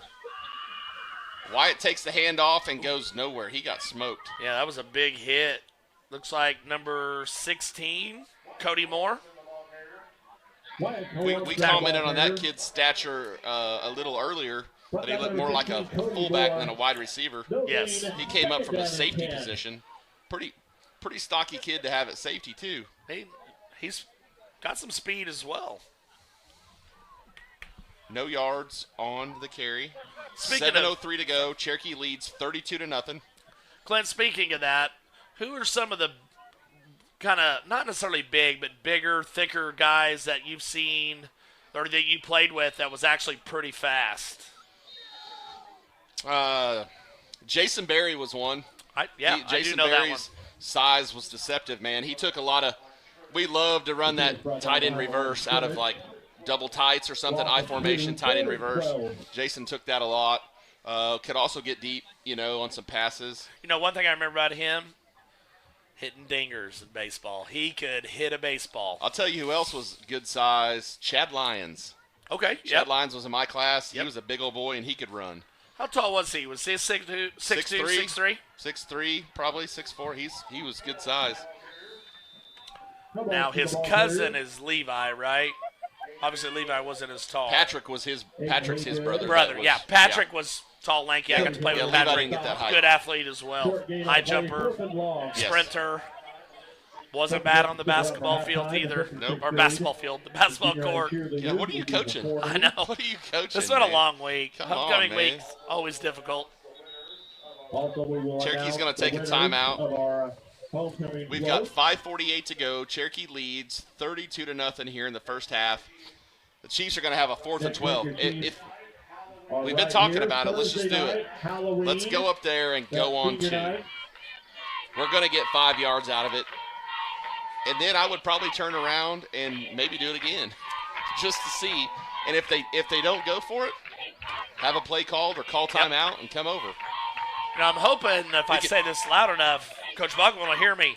Just send Price on a seam from the tight end. It's going to be a touchdown or even a corner. Yeah. Those safeties are coming up way high in the box, trying to be a monster.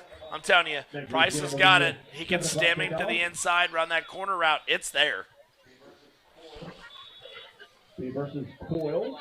Next week we play on a Thursday. Halloween.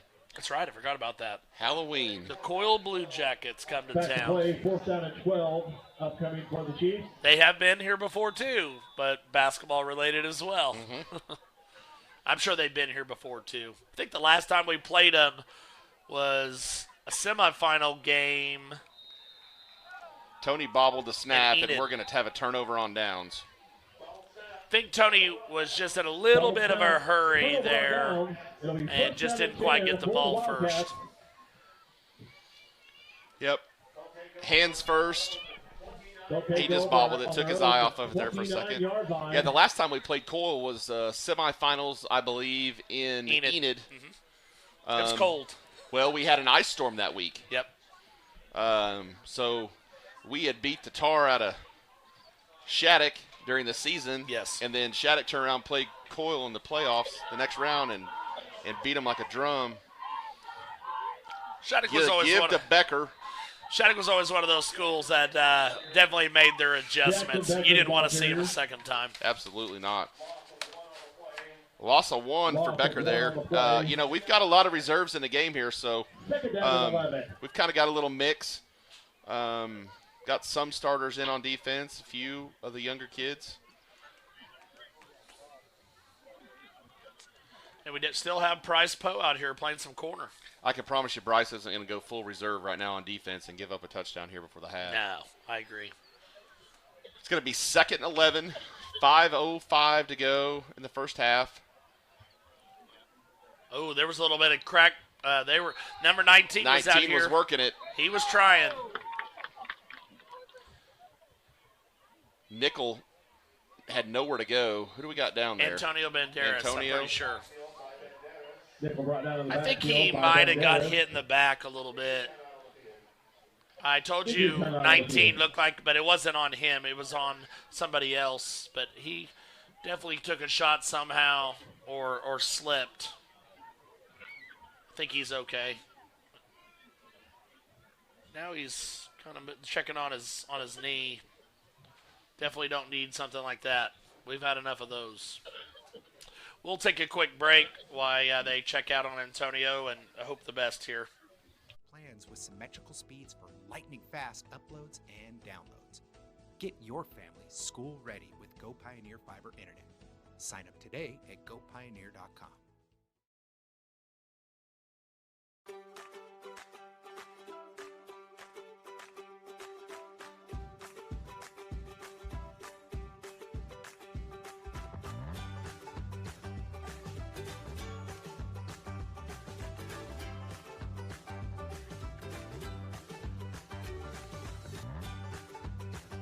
Stream with Oklahoma's #1 high school streaming service, Squirtle.tv. Find out more at squirtle.com/stream. The AMG team is Olive running some personnel on late. Gavin, I'm glad Gavin saw him because I didn't know if he was going to go over there. Gavin, you better turn and run. If he's even, he's leaving. Ooh, Gavin looked like he took a stinger or something maybe on his arm there. He got the dead arm right there. He didn't really get hit, so. Well, if he's just reaching.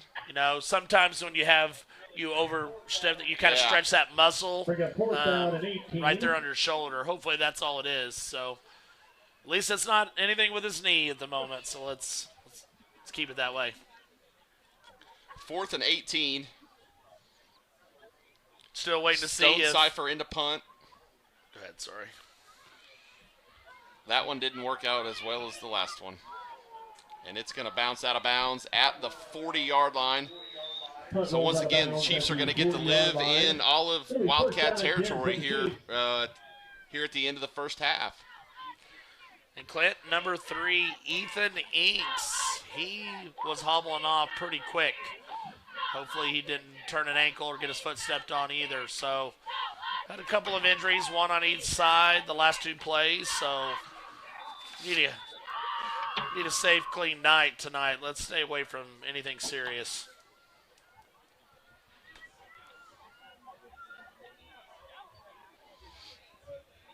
Oh, Tony's got some speed built up. He's going to get about 9 on it. Wyatt Calawanson was the receiver out in front, trying to get a block. Did a pretty good job initially. He maybe slipped off just a little bit. Wyatt was a little upset at himself, hitting at his helmet. But, hey, Wyatt, it's all right. It's kind of hard to complain with a 7-yard gain. Absolutely. It looked like he got a few more yards on that. I was off. But going to have Garrett Ketterman here split out at the bottom of the screen. Tony's going to give that to Wyatt. He's going to break one tackle. Keep going, Wyatt. Bounce it out. Garrett's out there fighting for the block. Hey, Garrett did a great job block there. Great job of staying with the great job by the freshman there, staying with the block on the outside. And I know, and he did not turn around to look at where the running back was. Exactly. He just stayed hooked up with his guy. Exactly right. It's not going to do any good. He can see where he needs to go. Garrett might have lost him there at the end, but man, he blocked him for a solid 5 or 6 seconds.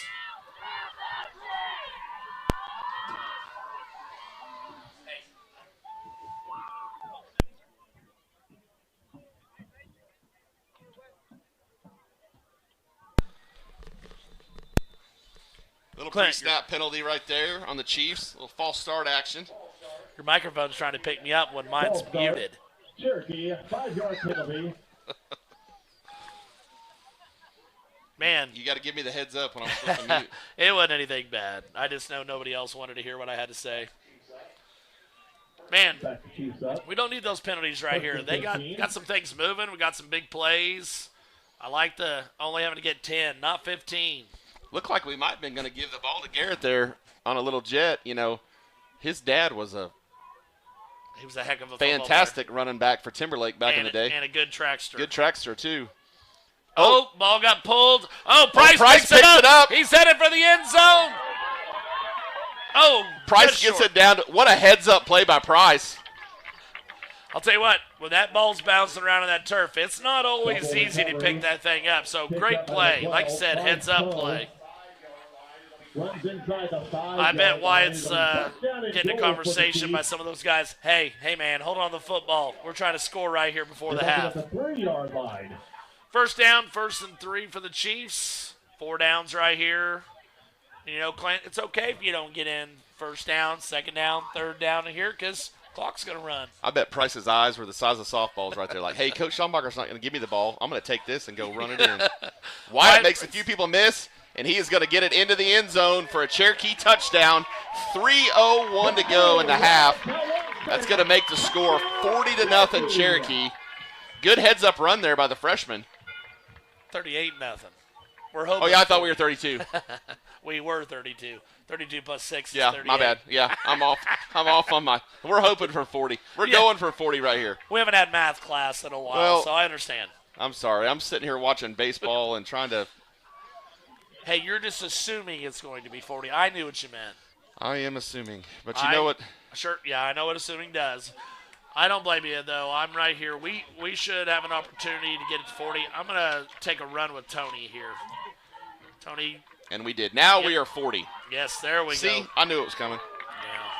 Yeah. You're a fortune teller. Number 6, Tony Macias. Great job by the second string there. They all did a great job, made some big plays. Linemen are getting in front of people, getting in their way, getting some push here and there. The backs did a good job with some cutbacks. If they didn't see a hole right there, quarterback made some good runs. So good possession there by the Chiefs. Absolutely. They kind of needed that spark after that last possession. Good to see the other kids come in and put one in the end zone. Some B2 scores of interest. Wacomas is up 8-2 on Davenport. O'Keene is up 28-24 on Boise City. Shattuck is beating Canton 36-0. Covington Douglas beat Coyle last night 54-8, and Sealing beat Ringwood 48-0. That is in B2. Coach, are you over in B1 yet? I am in C. Welch and Medford are tied at 14.5.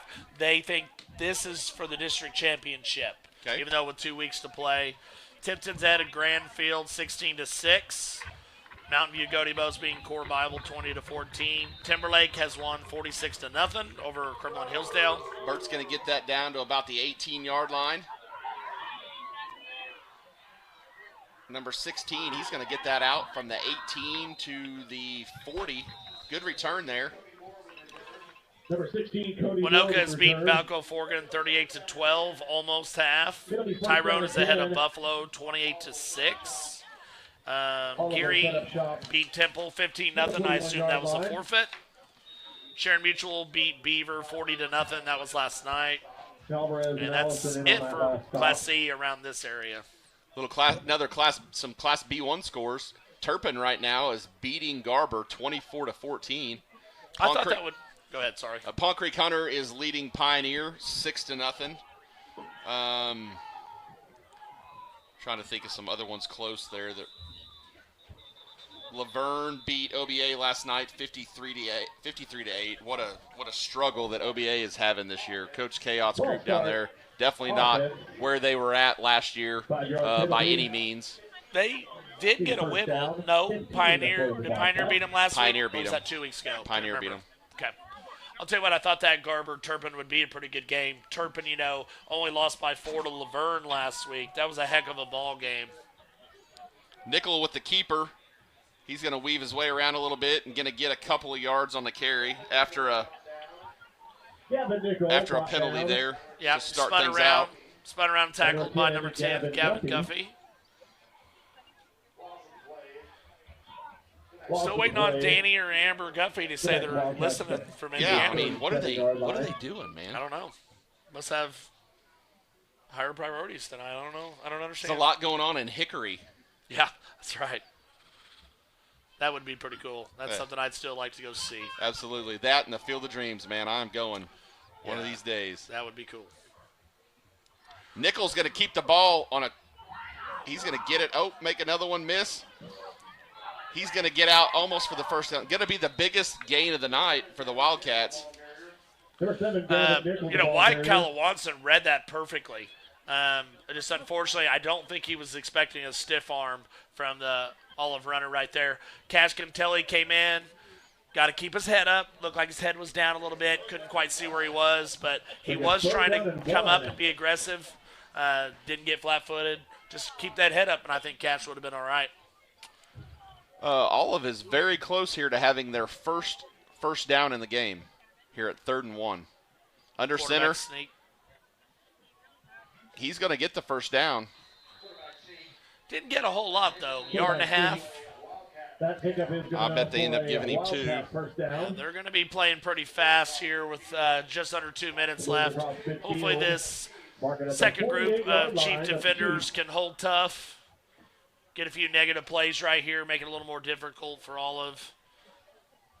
Obviously, the number one goal right here is maybe bend, but don't break. Keep them out of the end zone. I'd really love to see a defensive turnover for 6 right here or there.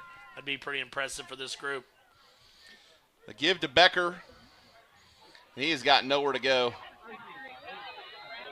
Run out of bounds by Kason Wade. How great is it to see Kason out there after the horrible leg injury last year that he had, not knowing if he was going to play football or not, and to be out there now doing what he's doing, just great to see. Great to see Kason out there. For sure. Okay, on play 2nd and 10. Clock's running. Minute to go in the first half. Becker in motion. Say we're going to have a fake Nickel's going to keep it right there. Quarterback keeps it. Good run. Good run by Olive. He's going to be out there about 9 yards on the carry, maybe 10. They gave him 10. The Chiefs are holding strong. A little bit of a bend. Clock's under 45 seconds. So long as the Chiefs don't fall asleep, get beat deep right here. Going to have to be smart, be sound. They're trying to run the same play. Gavin gets a read, comes up, makes an initial tackle, and then Wyatt Calawanson finished him off. Looks like timeout Olive. 26 seconds left. That's going to be their last timeout. So Nickel there, the freshman quarterback there for Olive, he's got to know, he's got to have a little more clock awareness right there. He tried to juke inside there. You've got to get over to the sideline there, buy yourself a little time. You don't have to waste the timeout, so you can use it a little further down the field. Yeah. So just he'll learn as he gets older, Yep, good learning moment. Yep. I'm sure the coach is probably going over that right now. Like, hey, guys, we're out of timeouts. Got to make sure you get out of bounds. So big key, obviously, for the Chiefs right now needs to be the fact, keep them in bounds. Let that clock run. Don't fall asleep. Stay at home. Look for a reverse. Look for a tailback pass. Look for a double pass. Olive has proven they'll run all sorts of things here on offense. They're going to try something here for sure. Yeah, I wouldn't be surprised to see another tailback pass if they ever have another back in the backfield. But can't fall asleep and get beat deep here. Keep everything in front. Back in shotgun, and they have had some trouble with the snap. Quick pass out to Becker, and it is incomplete. They were trying to work a little wide receiver screen there, I think. Yep. Got the big lineman out there releasing, trying to get upfield, make a play. The freshman was definitely mad at himself right there for throwing that ball low to Becker. Just rushed it a little bit. Yeah, throwing to his right. You can tell he's just a little off. Not quite not quite in rhythm. He's going to keep it. He is a pretty good little runner, He's pretty though. shifty. Going to get it out for a first down. They're going to have to get set because as soon as they set it, the clock's going to start here at 19 seconds. First down. Gavin Nichols, he's got a little more pep in his step right now. I think knowing going against his second string, they're getting some momentum going. You can just tell he just seems like a different quarterback right now. He's not on his heels. Yep. He's forward or leaning on his toes, and he's ready to try to make a play. Fortunately for the Chiefs, that was kind of a knuckleball throw. He didn't quite throw it right. It was a bit of a duck. 8 seconds to go. He's going to drop back to pass here. Aiden Hall was bearing down on him, and I think he felt it and let it go. Intended for number 19 again, and that pass is going to fall incomplete. I think there might have been a little early contact there by the Chief defender, but that ball was thrown 10 yards over his head, wasn't catchable. So I think that's kind of one of those kind of let slide. There was a little bit. I'm not mad. I'm not mad with a little early contact sometimes. No, especially when you get away with it. 4 seconds to go. Nichols going to take the snap. He's going to drop back. Gavin's right there, makes a play. Oh, I thought Price was going to have a chance to pick that one off. Price just looked, he's like, man, I can't believe I didn't intercept that ball. Yeah, could have seen his eyes get big again, but Gavin timed that perfect. Got that ball to pop up in the air just like you like. Probably should have been a turnover. I just don't think the Chiefs were kind of expecting the ball to pop up, and just didn't quite work out. I didn't think so either. So, 12, it's 40-0. Into the first half. Cherokee did a lot of good things. We have Jaylee Kaminsky. Not a lot of complaints, but probably a pretty mild halftime speech there with fifth and sixth grade cheerleaders performing. Coach Schombacher. Get the boys some rest, but Guffey, what do you say we get out of here real quick? Sure. Go hit the concession stand. No doubt. I need something to eat. All right. We'll be back. In Oklahoma City and delivers your organization revenue enhancement through a combination of data science, innovative marketing, and business automation. We think like owners and behave as long-term partners. Delivering measurable results for nearly 20 years has made the AMG team known for our ability to efficiently and effectively execute objectives. We're ready to help raise your organization to a higher level of success, so visit us today at theamgteam.com. Dr. Matt Dieselhorst at Dieselhorst Sports and Orthopedics can help you get game day ready. Dr. Dieselhorst works with athletes of all ages, taking a coordinated approach to accelerate return to play and maximize athletic performance. His work with pros in sports training, injury prevention, bracing, functional rehabilitation, and imaging works seamlessly with his medical and surgical expertise. Get started by going to Dieselhorst Sports and Orthopedics. Let Dr. Matt Dieselhorst get you back on the field, backing all Oklahoma athletes on the field and off. Support your school's booster club and get your business in front of thousands of potential customers. Talk about a win-win. Advertising packages start on this streaming station for less than $10 a game. Call 405-726-0835 or email adam@squirtle.com right now for more information.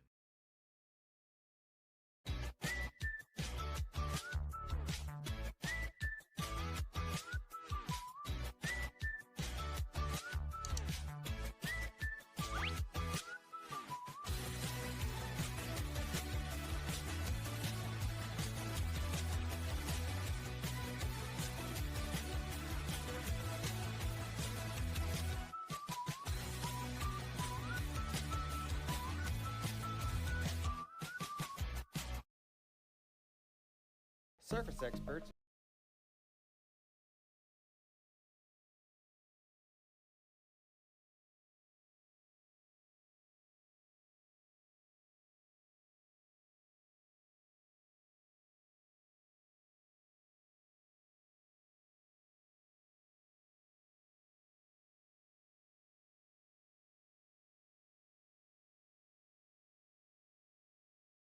Central properties all over Oklahoma. Give us a call today to schedule your repair. In our business and at our firm, it's all about preparation, preparation, preparation. We are advocates for our client. We speak for them. So as a part of that advocacy, it involves hiring the best experts. It's doing the legal research. It's doing the medical research.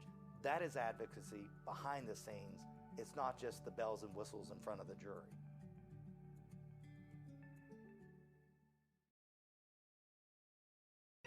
So you want to create your future, discover a path worth traveling down, find a career to get excited about. For decades, Career Tech has been training talented, skilled individuals, empowering them to step into a career that fuels not only their life, but the Oklahoma workforce. These individuals are the heartbeat of this state's economy. Individuals just like you. Create your future today at Oklahoma Career Tech.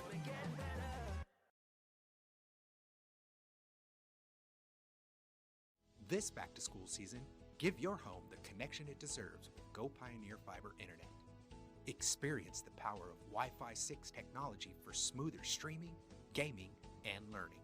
And with the Go Pioneer Smart Wi-Fi app, managing your home network is a breeze.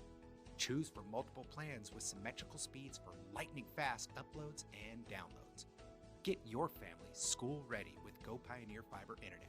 Sign up today at gopioneer.com.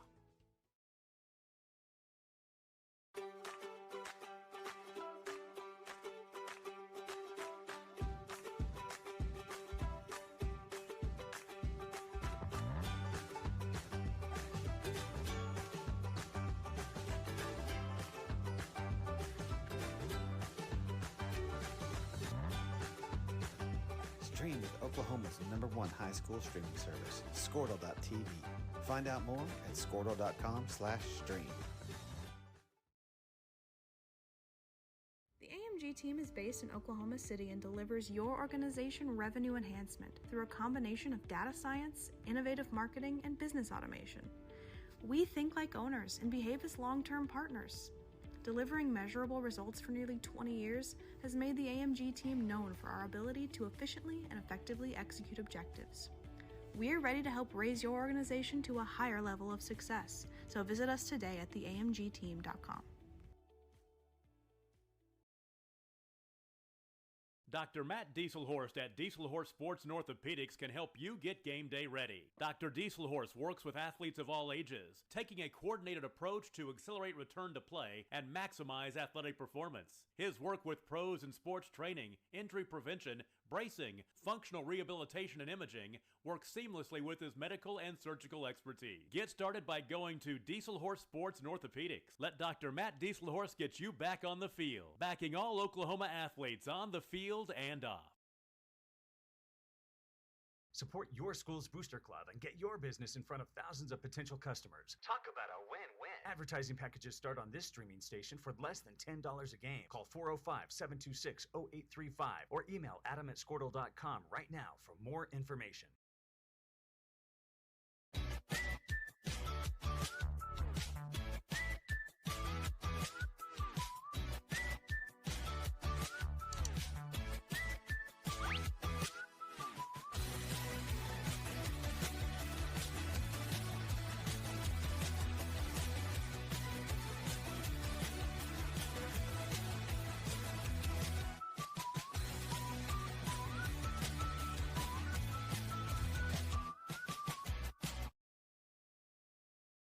Surface X.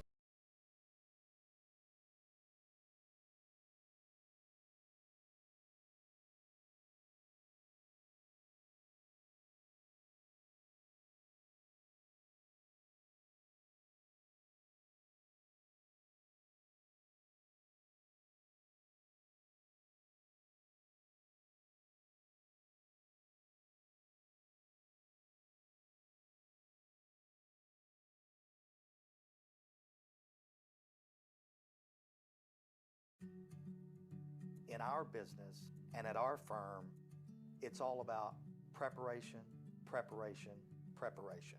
We are advocates for our client. We speak for them. So as a part of that advocacy, it involves hiring the best experts. It's doing the legal research. It's doing the medical research. That is advocacy behind the scenes. It's not just the bells and whistles in front of the jury.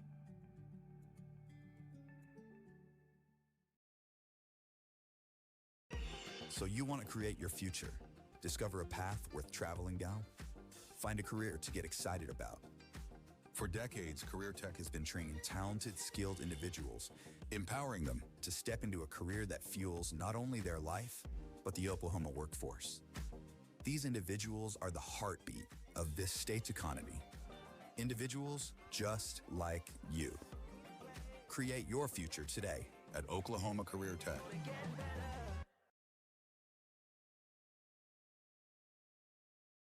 This back-to-school season, give your home the connection it deserves with Go Pioneer Fiber Internet. Experience the power of Wi-Fi 6 technology for smoother streaming, gaming, and learning. And with the Go Pioneer Smart Wi-Fi app, managing your home network is a breeze. Choose from multiple plans with symmetrical speeds for lightning-fast uploads and downloads. Get your family school-ready with Go Pioneer Fiber Internet. Sign up today at gopioneer.com.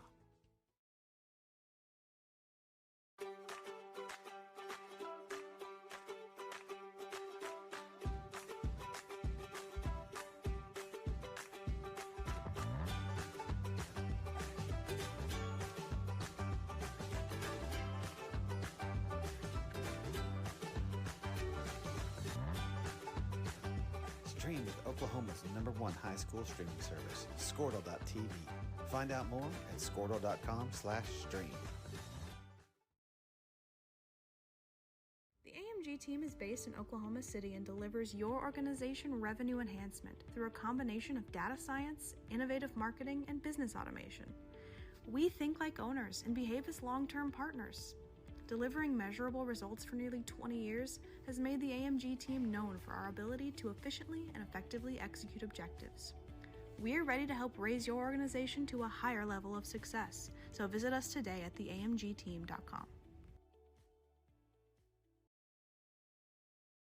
Dr. Matt Dieselhorst at Dieselhorst Sports and Orthopedics can help you get game day ready. Dr. Dieselhorst works with athletes of all ages, taking a coordinated approach to accelerate return to play and maximize athletic performance. His work with pros in sports training, injury prevention, bracing, functional rehabilitation, and imaging works seamlessly with his medical and surgical expertise. Get started by going to Dieselhorst Sports and Orthopedics. Let Dr. Matt Dieselhorst get you back on the field, backing all Oklahoma athletes on the field and off. Support your school's booster club and get your business in front of thousands of potential customers. Talk about a win-win. Advertising packages start on this streaming station for less than $10 a game. Call 405-726-0835 or email adam@squirtle.com right now for more information.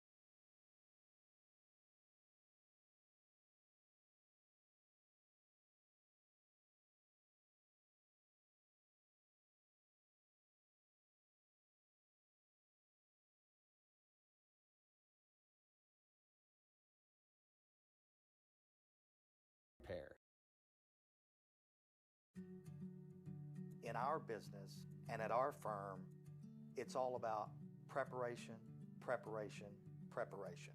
We are advocates for our client. We speak for them. So as a part of that advocacy, it involves hiring the best experts. It's doing the legal research. It's doing the medical research. That is advocacy behind the scenes. It's not just the bells and whistles in front of the jury.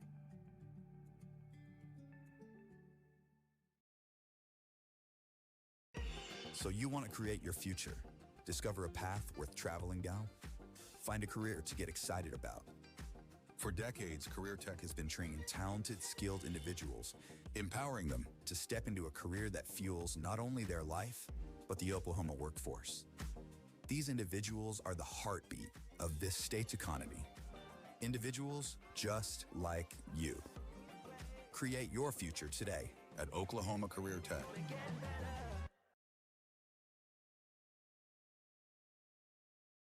This back-to-school season, give your home the connection it deserves with Go Pioneer Fiber Internet. Experience the power of Wi-Fi 6 technology for smoother streaming, gaming, and learning. And with the Go Pioneer Smart Wi-Fi app, managing your home network is a breeze. Choose from multiple plans with symmetrical speeds for lightning-fast uploads and downloads. Get your family school-ready with Go Pioneer Fiber Internet. Sign up today at gopioneer.com.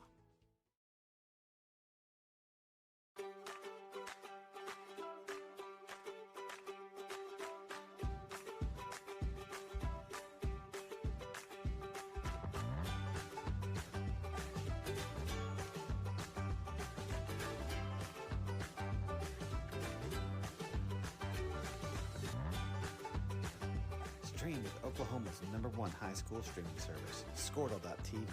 Find out more at squirtle.com/stream. The AMG team is based in Oklahoma City and delivers your organization revenue enhancement through a combination of data science, innovative marketing, and business automation. We think like owners and behave as long-term partners. Delivering measurable results for nearly 20 years has made the AMG team known for our ability to efficiently and effectively execute objectives. We're ready to help raise your organization to a higher level of success, so visit us today at theamgteam.com. Dr. Matt Dieselhorst at Dieselhorst Sports and Orthopedics can help you get game day ready. Dr. Dieselhorst works with athletes of all ages, taking a coordinated approach to accelerate return to play and maximize athletic performance. His work with pros in sports training, injury prevention, bracing, functional rehabilitation, and imaging works seamlessly with his medical and surgical expertise. Get started by going to Dieselhorst Sports and Orthopedics. Let Dr. Matt Dieselhorst get you back on the field, backing all Oklahoma athletes on the field and off. Support your school's booster club and get your business in front of thousands of potential customers. Talk about a win-win. Advertising packages start on this streaming station for less than $10 a game. Call 405-726-0835 or email adam@squirtle.com right now for more information.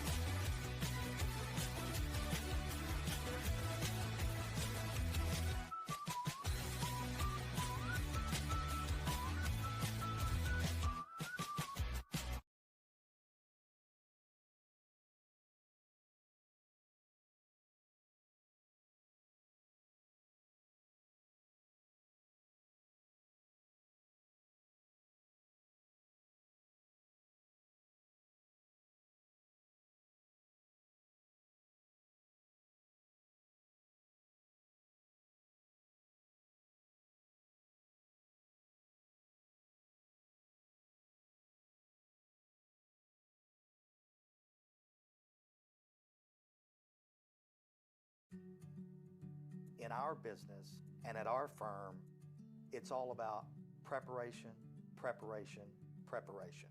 We are advocates for our client. We speak for them. So as part of that advocacy, it involves hiring the best experts. It's doing the legal research. It's doing the medical research. That is advocacy behind the scenes. It's not just the bells and whistles in front of the jury.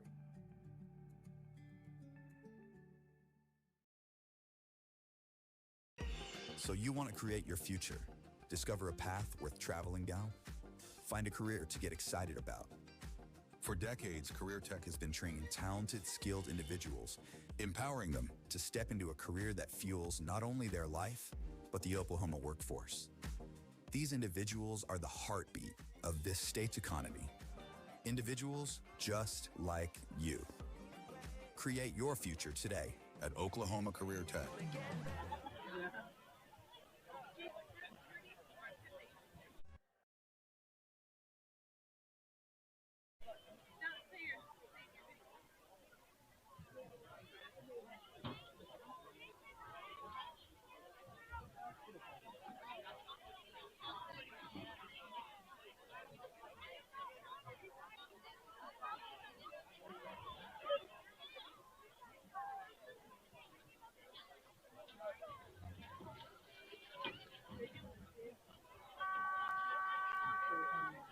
Alvarez set to kick off for the second half for the Chiefs.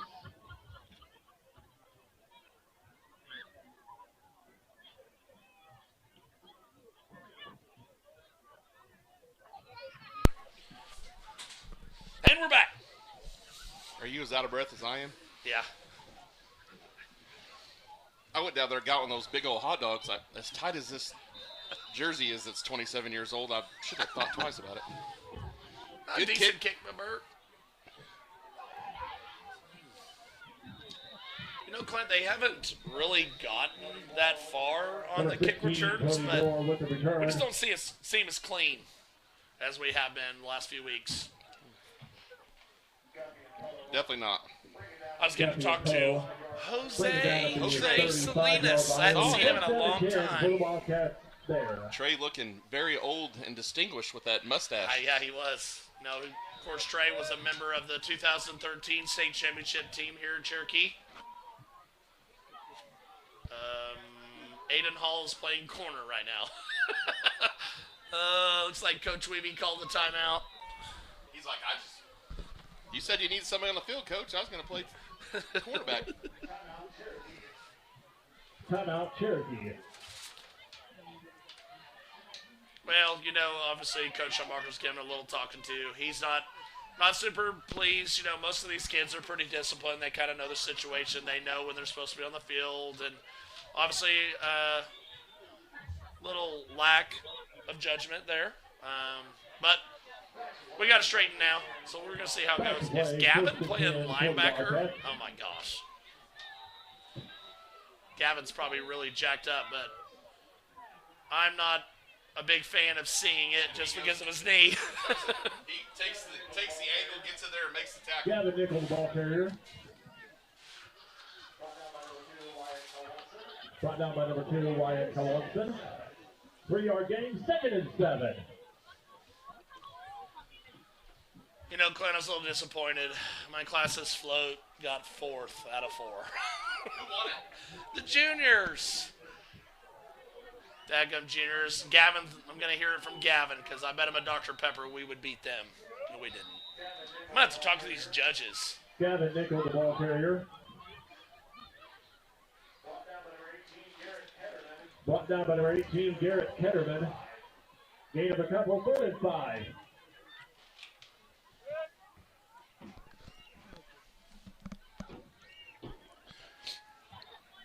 Couple yards there by Nickel on the carry.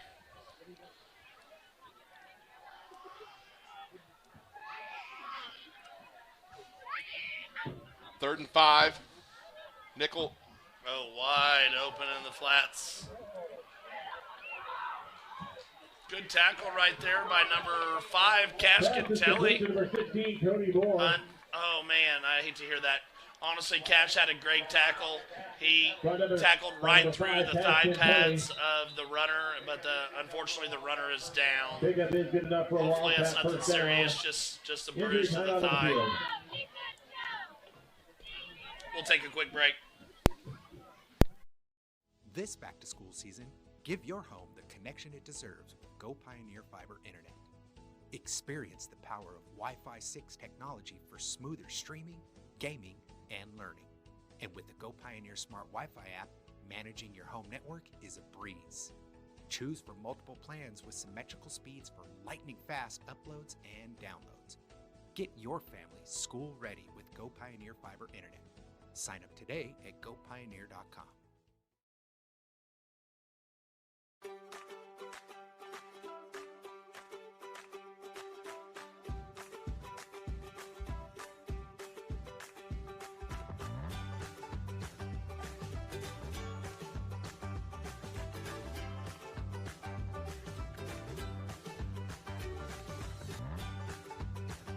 Stream with Oklahoma's #1 high school streaming service, Squirtle.tv.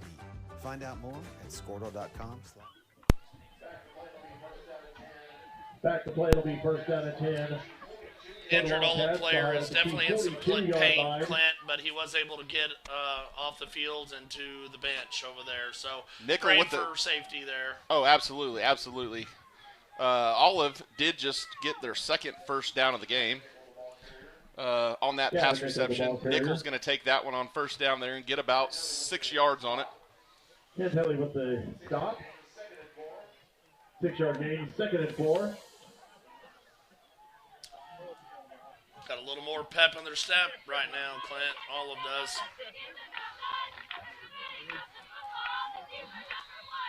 Just talking to my buddy at halftime, whose boy is a junior there for Olive. You know, he's like, man, he's like, we've got some good athletes. He said we just haven't figured out a way to put it together, and it showed this year for them. They have struggled. Got some size. They've got some athletes, but it's just putting it all together. Well, that just takes quite a mental toll as well when you know there's some real potential there. Just like I said, haven't put it together yet, so hopefully we'll get something figured out, whether it's this year, next year. You know, Clint, that's something I always tell all of my basketball boys. I said, there is a negative to having potential. Yeah. They're kind of giving you that weird look like they're talking about. And I go, when people say you got potential, it flat out means you're not there yet, and they're waiting for you to get there. So that's one negative way to take it. But pass complete there to Becker. Basically the same play they ran over to the other side earlier there to Moore. They turn around and run it to Becker over there. 4th down and 4.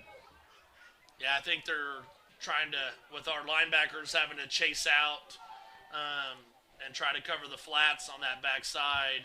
They found something there that they're trying to attack.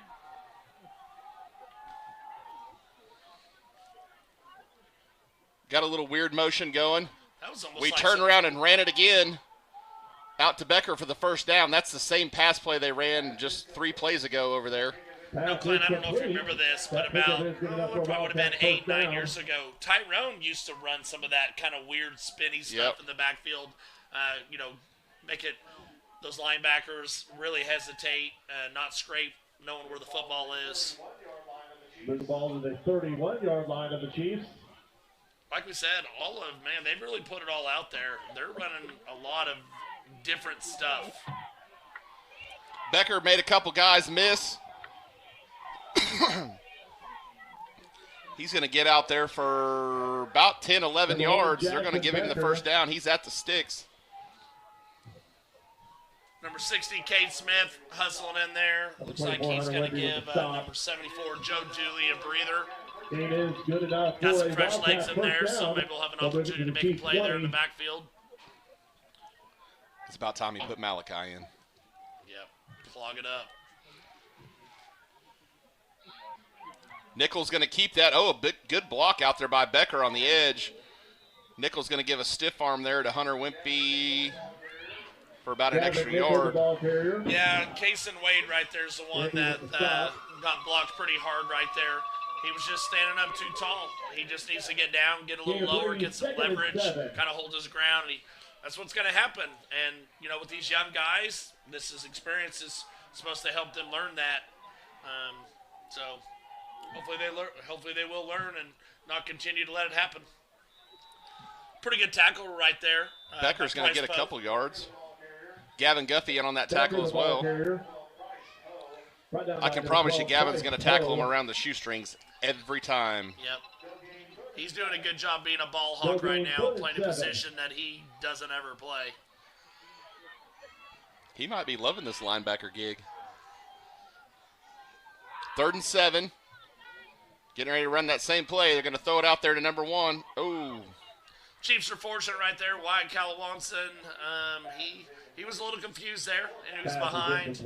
Luckily, there was some pressure coming up the middle that made the quarterback throw the ball a little faster than he was prepared to, which altered the precision of the pass.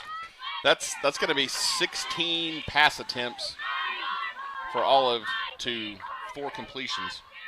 Oh, they're kicking a field goal, Clint. I was like, what is this guy doing? Yeah, what are they? They're kicking a field goal. They want points.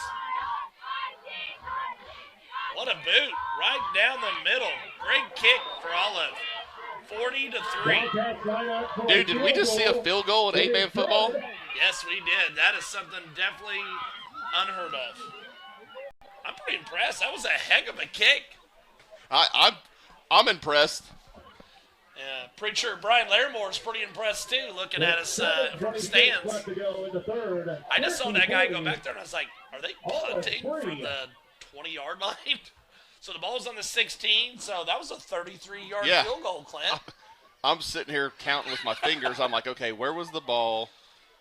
Yeah, 33-yard field goal there by number 14, River Stonecipher. We love it. That's like our favorite name this year so far. That's pretty cool. River Stonecipher. You know, Clint, if I'm some bigger school around Olive, you might be offering some NIL money right there trying to get you a kicker. Get that kid to school. That's a heck of a kid. Hey, you know, every once in a while, some of those colleges will have, like, open tryouts that have been and he kicked that right in. Listen, that was a 33-yard field goal that landed about 5 to 10 yards. Yeah, I bet you it would have been good from 40. Let's see what he does here on his kickoff. See if he puts this one in the end zone. He might be putting some tape out there for somebody to give him a little recruiting I action. guess. Our boys are standing at the 20. They better back up.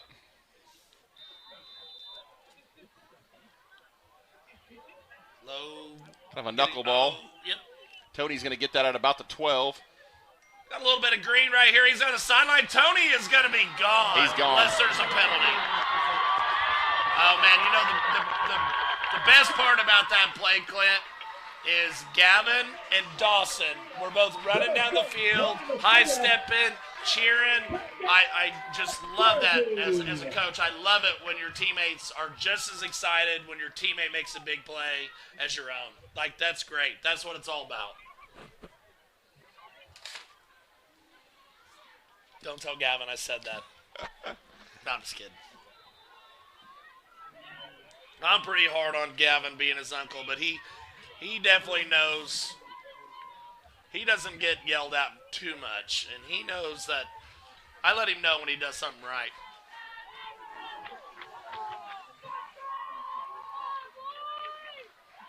But I'm not going to lie, the way that would have been the ball game. Oh, yeah, it would have been. That would have been the ball game. Olive holds on the conversion. Yeah, I thought Tony was going to pull it and either run it or throw it for a second. All in free.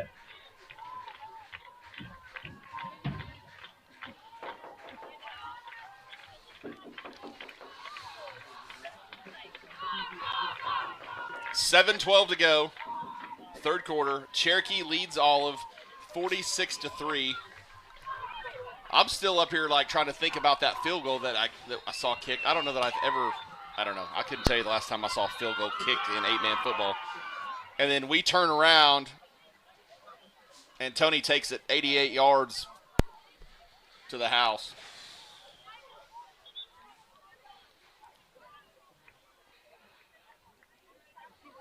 You know, I was occupied a little bit right there, so I didn't. If you already said this, I'm really sorry, but that would have been the game. 2-point conversion right there. It would have. That'd have been the ball game. I just want everybody to know that Giancarlo Stanton just hit a 2-run bomb for the Yankees to take a 2-1 lead. That's what I'm talking about. Over the Dodgers. He has been Mr. October by far for the Yankees. He's been tremendous for them this year. Stonecipher takes that kickoff, and he's got some speed, but Cherokee stayed their lane right there, and, of course, Tate. Number 14, River Stonecipher with the return. Billy first down and 10. Tate took a really good angle there. I was watching. He got up kind of limping, but he was messing with Joel. He was not hurt. Yeah. Out there clowning around.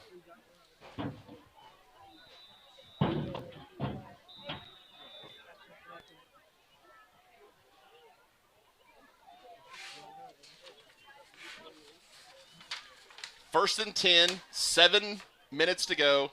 Cherokee leads Olive 46-3.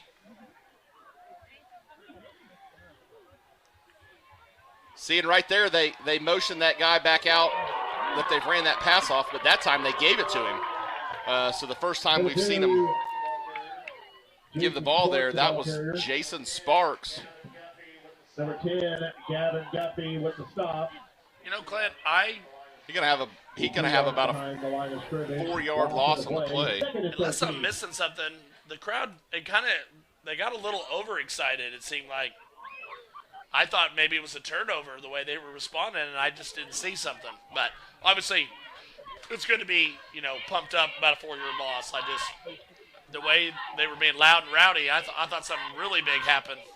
Oh, Nickel kind of slipped there. He cut that back against the grain, and there was nothing but green turf to his right and about one guy to miss, and he slipped up.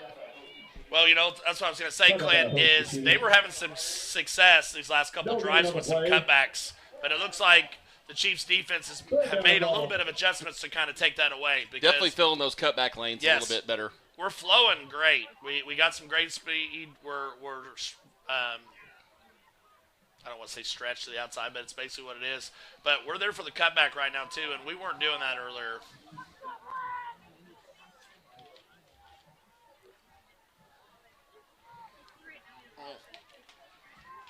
Oh, Nickel's going to let one go. Number 5, Cash Cantelli's oh, no. Oh, and it's coming back. Yes, it is. I was going to say, Hunter was getting ready to catch that guy, and Cash got hit in the back, which got knocked into Hunter, which knocked him out of the play. So what a good play there by Nickel. Nickel rolled out there. Looked like he was going to run it. He pulls up at the last minute and hits Becker down the sideline for an 80-yard touchdown. But we had a block in the back. Cash got hit in the back. Illegal block in the back. It is part way going to come back. Yes. About half of it.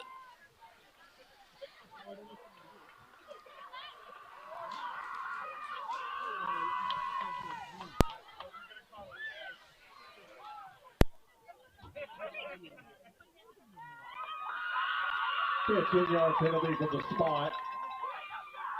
It'll be first down and 10. They'll mark it off the 45-yard line of Cherokee. No, Clint, Olive, unfortunately for us, Olive's got some things working right now with this kind of motion back spin offense. It's definitely making our defensive guys kind of hesitate. When they don't motion that guy back, man, we're super aggressive. They're getting no gain, losses, very short gains. But when they start doing that spinny stuff, man, we're just sitting here on our heels, and we have no idea where to look. It's throwing us off a little bit.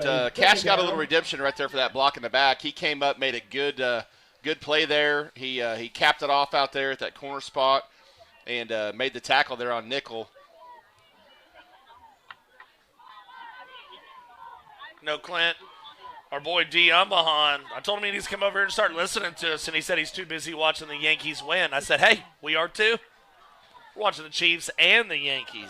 D is D would be one of my friends that likes the Yankees. I don't have a lot of friends that like the Yankees, but D's one of them. Clint, I know you know this. I've been a pretty big Yankees fan for about 15 years now. Now, I've always been a Rangers fan, but I was always an Alex Rodriguez fan. Yeah. And then when he went to the Yankees, I kind of followed with him.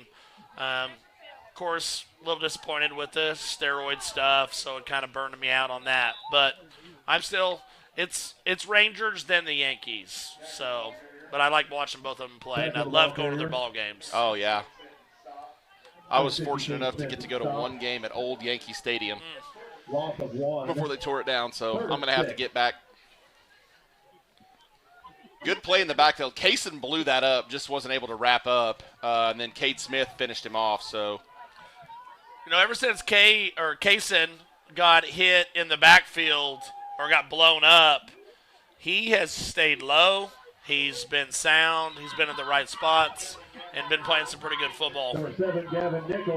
Sometimes that's just kind of what you need. You need to get kind of knocked on your butt, and then you kind of realize, all right, I should do this the fundamental way and not my own way. Olive's got a little bit going here. Need the Chiefs to dig deep right here. Right before the half, the Chiefs were bending, didn't break, got to stop. Luckily, because of the time running out. But Chiefs need a big stop here. Got to start hooking it up.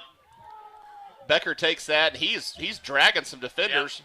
Yep. Chiefs are staying high. Somebody just needs to fall down, make a pile. Number 1, Jackson Becker. Pickup is good enough for a Wildcat first down. Becker got about 13 on the play. One of the offensive linemen is a little shaken up for all of he comes out of the game. I saw him and Wyatt Calawanson for us got a little tangled up, and they're both a little banged up, but Wyatt is able to stay in the game at the moment.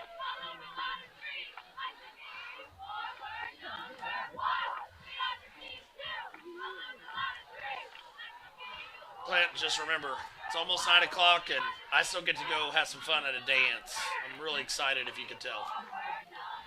False start on the Wildcats. Yeah, I know you're pumped.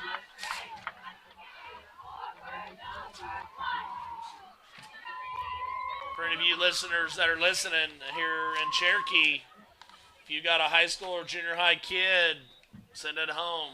Remind them the dance is going to start 30 minutes after the ball game. So send them up. As the kids would say, we're going to get turned. It's going to get turned. I'm not even.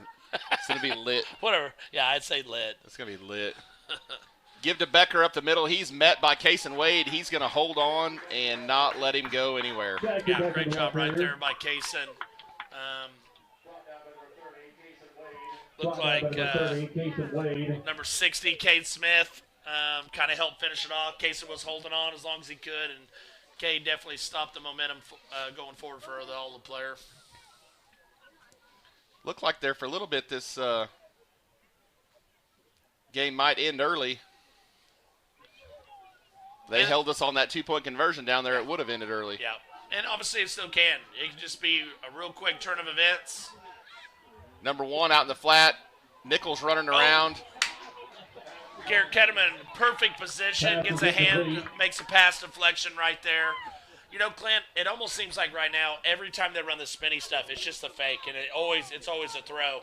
The middle opened up right away. Like, there was a big gap in the middle, but there were two linebackers waiting 5 yards down the field. Well, they're always running that tailback out in the flat to the opposite side that little spin motion comes off of. Yeah. So the motion goes away, then they run that tailback out in the flat opposite side. We've seen it enough now. We need to just have that linebacker say, hey, this is the only guy you're watching. Just go with him. If they do this, you do this. Yes. Even making a call. If the coaches are screaming it from the sideline, you know exactly what you're supposed to do. You know, just like any sporting event, you know, the game, the adjustments are extremely important. And if you're not able to adjust to certain things, probability of you winning are probably not very, very high. Well, after the these Olive boys are gassed. Yeah, I think they're definitely tired. Our second string guys are probably going to be starting to get a little tired before too long. They played a lot of minutes tonight. Pass right here. Oh, Kaysen got spun around. Get him down, still got a chance.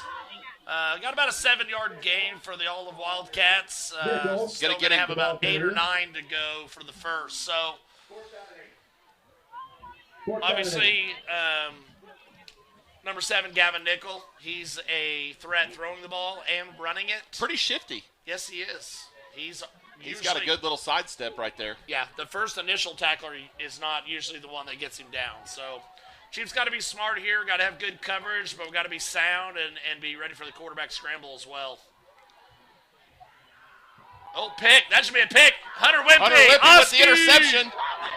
We do have a flag in the backfield. I am hoping it is holding and that it will be declined. And that quarterback was starting to get pressure, and he knew he just had to throw it and see if he could make something happen. But Hunter Whippy in great position. It is a hold on Olive, so the Chiefs do get a stop. Take over. The only negative about that play with Hunter getting that interception is the ball's going to be at the 7-yard line. But, hey, that's a great moral victory for our second-string defense. So props to them. Hunter Wimpy leads our team in interceptions this year. That's about his fourth one. I wouldn't know that if I wasn't up here calling the game with you. So, but that would have definitely been my guess. He's been pretty opportunistic this year.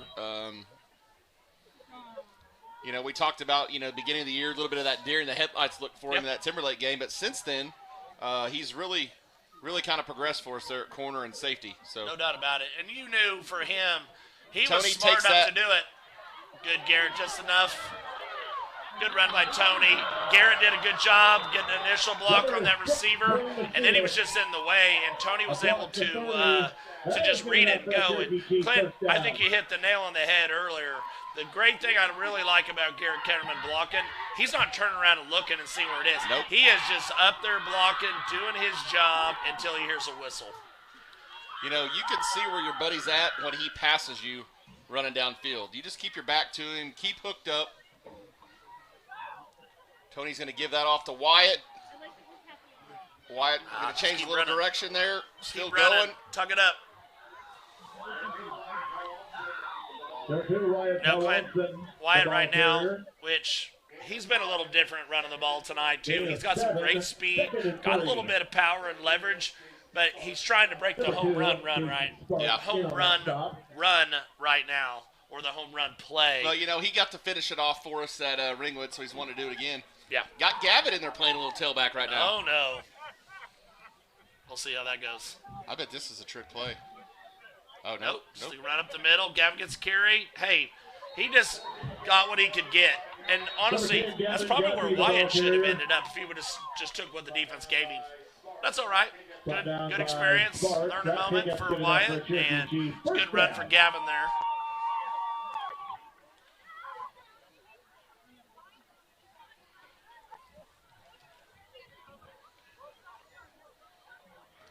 Obviously, as a concerned uncle with Gavin, he's been out for a few weeks. I hope you just got to be careful with his workload. Don't get it too high. Garrett Ketterman there. Oh, he falls down. He gets about 4 yards, 3-4 yards on the carry. Yeah, he was trying to plant his foot on the outside to try to break it back inside and just barely slipped. Becker in on the stop. Great to see him get a carry because, Garrett's one of those kids that is always going to work his tail off and be very coachable, and for him to get an opportunity to try to make a play, that's pretty awesome. Yeah, you bet. He just planted that foot there and just got a little top heavy and just went down there on the run. So, well, we know it. I know that we know it a lot because we've seen it in track. Garrett can run. Oh yes. And he has a chance, and he sees some open field. I don't know if there's very many people out on the field right now that would chase him down. Maybe Tony, but he's on our own team, so he better not chase him down. You see Bert down here? First time he played a little catch with Dawson. He's doing like a little – he's faking it, then he's stepping back, throwing the ball. I think Bert thinks maybe like coach is going to put him in at quarterback. I'll tell you what, I think it was in 5th and 6th grade. Bert did play quarterback. He played it for me in 3rd and 4th grade a little bit. Wore number 14, and Bert was my guy there for a little bit. Bert is a man of many talents. Yeah. His size would probably obviously limit his opportunity to play quarterback, but he is a leader by example. He's a vocal leader. I know he does. Very passionate. Yes, I know he does all of these things for me on the basketball court. So he is a tremendous asset for any team that he's a part of. Wyatt's going to get about 2, maybe 3 yards on the carry. I'll tell you what, Clint, Joe Dooley had a block about 3 or 4 yards past where the football is right now, and he put that defender on his backside. He did. Joe is a very strong kid, and as he continues to put these little things and pieces together, he can be a force. Well, I watched that with him last year during powerlifting, being there, watching Tyson and those guys in those powerlifting meets. And watch Joe get in there and really battle, and get a lot stronger. Unfortunately for the Chiefs there, the play clock was running down, and they were kind of in a hurry, and it kind of allowed the defensive end to get a to get a really good jump, and he got back in that backfield awfully quick. If that would have been a read and Tony could have kept that, he might have ended the game. Yeah. Big fourth down here for the Chiefs, right around midfield, about 4th and 5.5. See, they're rolling this corner up on the line and just bringing him on a blitz. Tony gets outside. He was going to have that first. He's not down yet. He's fighting, but he's not quite going to get it. You know, Clint, that's as much as all of us trying to jump right there. I thought that was a pretty good opportunity there to go on a different counter. Red favorite play, freeze play there. The 46-yard line. Might be a turnover on downs for the Chiefs. I'm not going to lie. I bet probably some of those Olive folks, you know, they want their kids to do well and they want them to win, but they're like, man, we got a long drive. We could have ended that a little early for them and got them on the road. I see 11 fans over right there right now, Clint, but there are 3 walking towards the concession stand. So, tremendous long drive. Everybody gets to experience that usually within 4 years. I still remember when our district was way over there in the Northeast, and we were going to Blue Jacket, Claremore Christian, Peru, Westland Christian. Man, you talk about some drives. And when we used to be out west, we went to Boise City in week 10. Brought down by so, hey, good play there by Price from that defensive end spot, shooting in there and getting Becker in there for a loss. Check some scores here. B2, Alec is beating Cyril 44-36. That'd be Alec. Yeah, Alec. Sorry, I said Alec instead of Alec. O'Keene is now pushed their lead on Boise City 52-24. Waukomis is beating Davenport 38-9. I'm a little surprised on that one, Clint. I am too. Shattuck beat Canton 52-0. Sealing beat Ringwood 48-0 last night. Covington Douglas beat Coyle 54-8 last night. That is a team, obviously, the Chiefs will be playing next week. Check some B1 scores. We have Turpin is ahead of Garber 36-14. Pond Creek is only up on Pioneer 18-8. I'm a little surprised there because I know Pond Creek's got some pretty good players. The Chiefs were able to take care of Pioneer. Pioneer's been playing a lot better as the year's gone on. I figured their improvement was definitely going to be coming.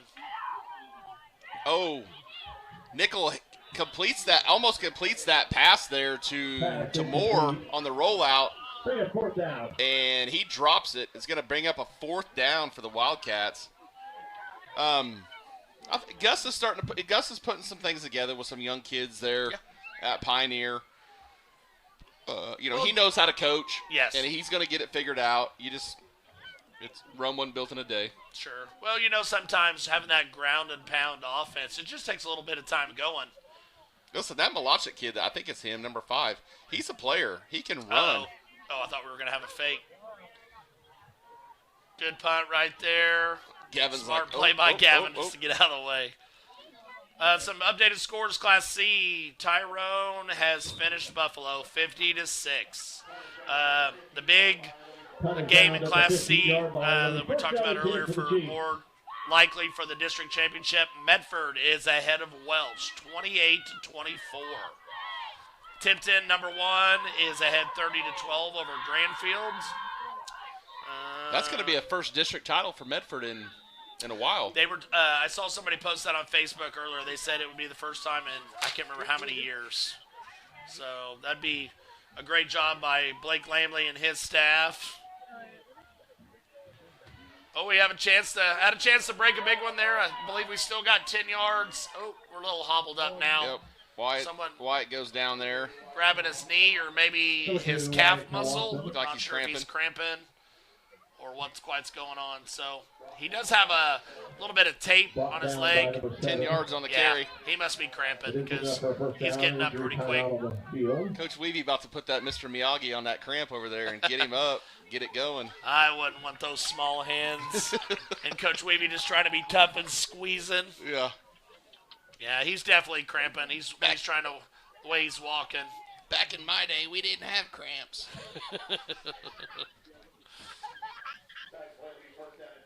The one that probably needs to be down there doing that is probably Mr. Balkman next door. He's probably dealt with that a lot in his Laverne days. Well, we talked about it last week. We haven't watched anybody cramp more than Juice.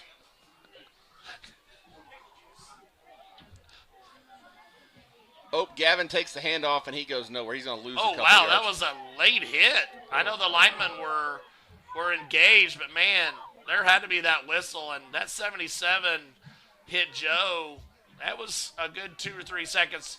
I don't think it was anything malicious. It was just after the whistle, so definitely could have been something that was maybe called, but nothing, no harm, no foul, so I guess we'll survive. They just asked for like a running back or a tight end, and Bert jumps up, grabs his helmet. He's headed out. Not so fast, Bert. Joel, I believe, went out there. Bert's like, come on, coach. Yeah, somebody looked like they had to get an elbow retaped or something, so Joel Parker's in there at tight end. Joel gets a great block. Tony has a chance. He's trying to get outside. Good run. Almost. Did he get the first? It's really close. Yeah, I think he did. He's right on it. Yep, I think he got it by a yard. Man, that was it's almost like, he had that yellow dotted line on TV, and he knew exactly where he needed to go.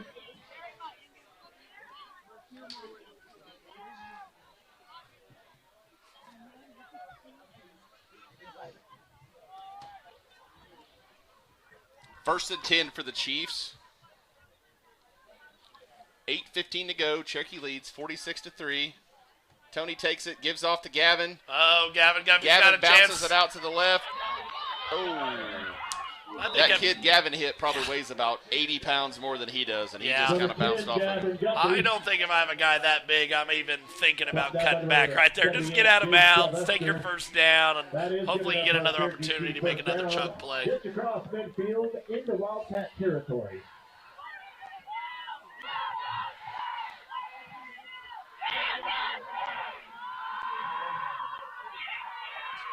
Cherokee Chief cheerleaders are getting loud down there. We can hear them all the way up here in the press box. Oh. Garrett. Man, another carry. Garrett had a block out there, too. Yep. But it was Gavin. Yeah. Gavin's at least going to get in somebody's way. Cherokee, 5-yard penalty. It'll move him across. Tell you what, this has been like, I'm not kidding. Olive has 9. I have him for 9 false starts today. Yeah, and we've got 3 or 4, and some other. It has been a false starting game for sure. A lot of pink laundry on the field today.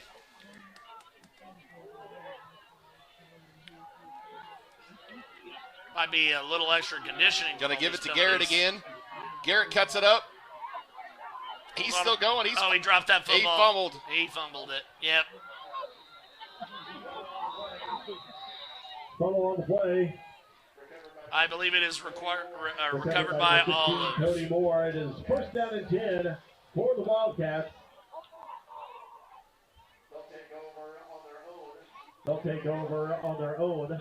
Well, Clint, we were talking about in the first half how Olive sure was going for that football an awful lot. It's paid off for him a couple times tonight, so I wonder if that's something maybe they've seen on film. Some of our ball carriers have been a little loose with the football. And so they're thinking there was an opportunity, and maybe that's why they wanted to go for the ball more instead of the tackle. You never know. Now, I know it's a little different when it's not like they've seen Garrett on film. Yeah, he's been hurt, with the hand injury, so. Oh, that's not good. Wyatt's running on the field. He's still cramping and hurting. Coach Weavy needs to be finding another linebacker to get in there. That was almost a false start. Becker's going to work his way back. There we go. So we got somebody. Looks like Kason Wade's going in, and maybe he's going to defensive end to move somebody else to the linebacker spot. Nope, they're taking Joel out. They realized Joel was still in there. I thought the way Coach Weavy was looking, he was trying to find another linebacker to fill in, but I know Wyatt's hurting. Kate Smith got. I'll tell you what, he about had him in the backyard or in the backfield there for about a 2-yard loss. Be second and long. Nickel takes the snap, gives it off to number 75, Speed Looper. Number 75, Speed Looper, the ball carrier. We hadn't said that name yet, so. Gain of 5. We've had some pretty cool names. We've talked about this so far. Speed Looper. We've also talked about River Stone Cipher. I just love that name. That's awesome.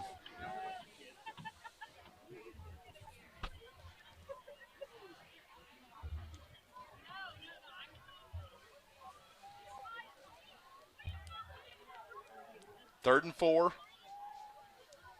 Becker in motion. The give to Speed Looper. Oh, go for that ball. He is. He's trying. Oh. Hunter was trying to get it out. He's definitely yanking on it. Looks like they're just short. Nope, they're going to give him the first. They're going to give him 4 on it for the first down. Looks like Olive's got a player down. He's cramping as well. Trying to grab the official timeout. Toes on his feet. Timeout on the field. We'll take a quick break, pay the bills. We'll be right back. 6.5 left in the fourth quarter.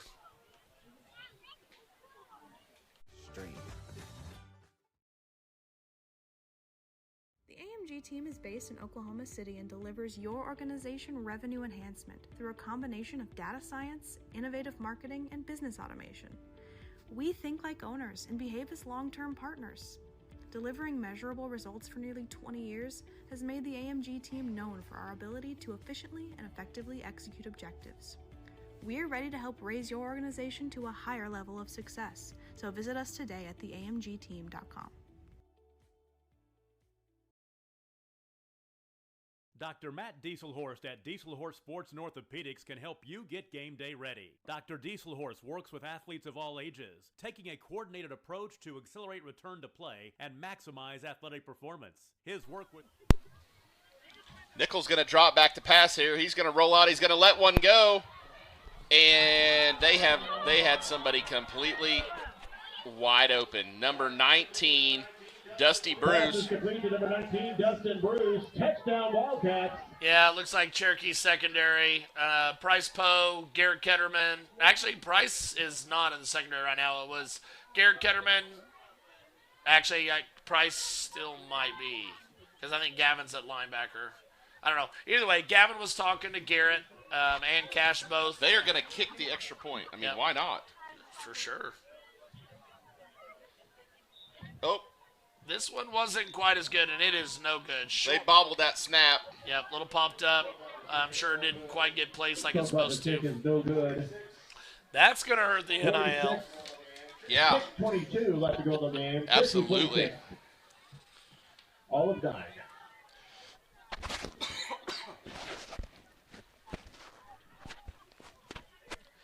Well, 3's a little unorthodox to have on the score for 8-man football, but 9 as well. Yeah.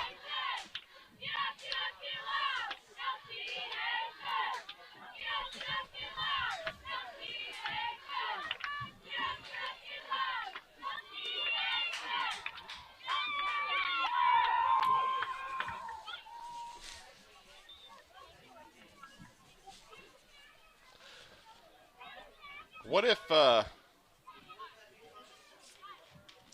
Tony or Wyatt take this one back to the house? Well, if they do, they need to get the 2-point conversion. Yes. Some of the Cherokee faithful is kind of starting to make their way out of the stadium here.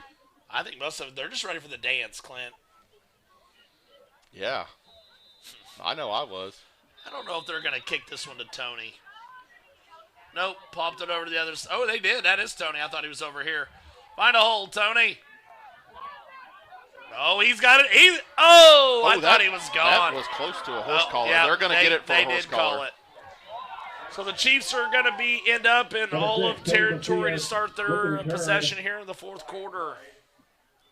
Flag on the I would assume probably right or just inside between the 40 and 45 here coming up.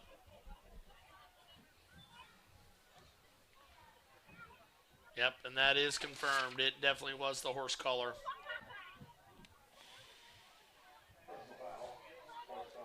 I know we were talking about, I don't know how you say his last name, Tim Dotterer.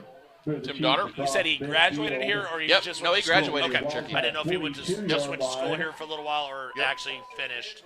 I talked to him a little before my time. I talked to him a little bit at halftime, and he did confirm, this was his last year reffing, and he just wanted to do one at home. Well, I think that's pretty cool. I'm glad it was able to happen. Always love it for alumni to come back in whatever capacity. Clint, I even one time got to be an assistant coach on the other side of this, and that was weird. Yeah. I helped Morrison when I was a freshman in college down there in Stillwater. We were state runner-up that year with Morrison. Yeah. So it was pretty cool. Morrison and Cherokee were in the same district. So it's kind of similar to this with the Olive, which Olive's obviously even farther I east. vaguely remember that. Yep. Flag on the play. Clay Cudmore, those guys were seniors that year. Gotcha. On the defense.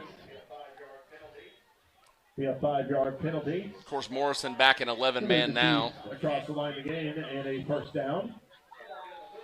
I believe Corey Bales is still their head coach, right?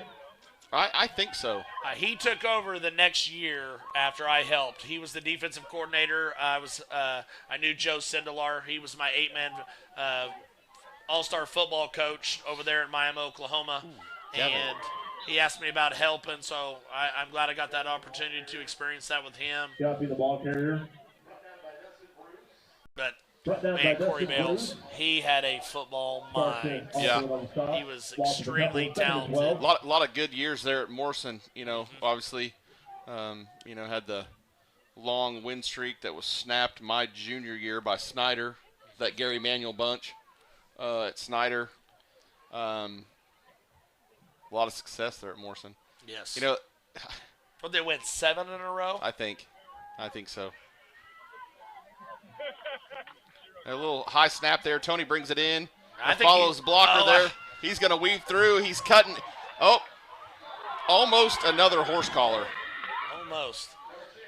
He gets down just outside the 10, so the Chiefs will be able to get a first down without getting in an end zone. Oh, they ended up down on him at the 11. So obviously got to get to the 1 to get a first. But the way the Chiefs are moving the football, I'd be pretty surprised if they don't find a way to get in the end zone unless we have some self-inflicting errors. Tony gives that to Gavin. Gavin's going to take it right up the middle for the touchdown. Gavin getting a lot of run tonight with the second group and the backfield starting about fourth quarter, beginning fourth quarter, maybe late third. So good for him getting one. Good to see Gavin back and playing and able to put one in the end zone there.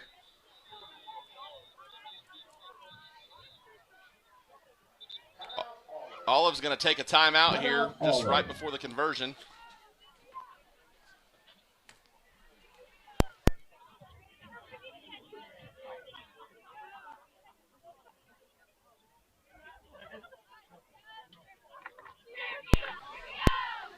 Well, it puts a score 52-9 with 4:19 left.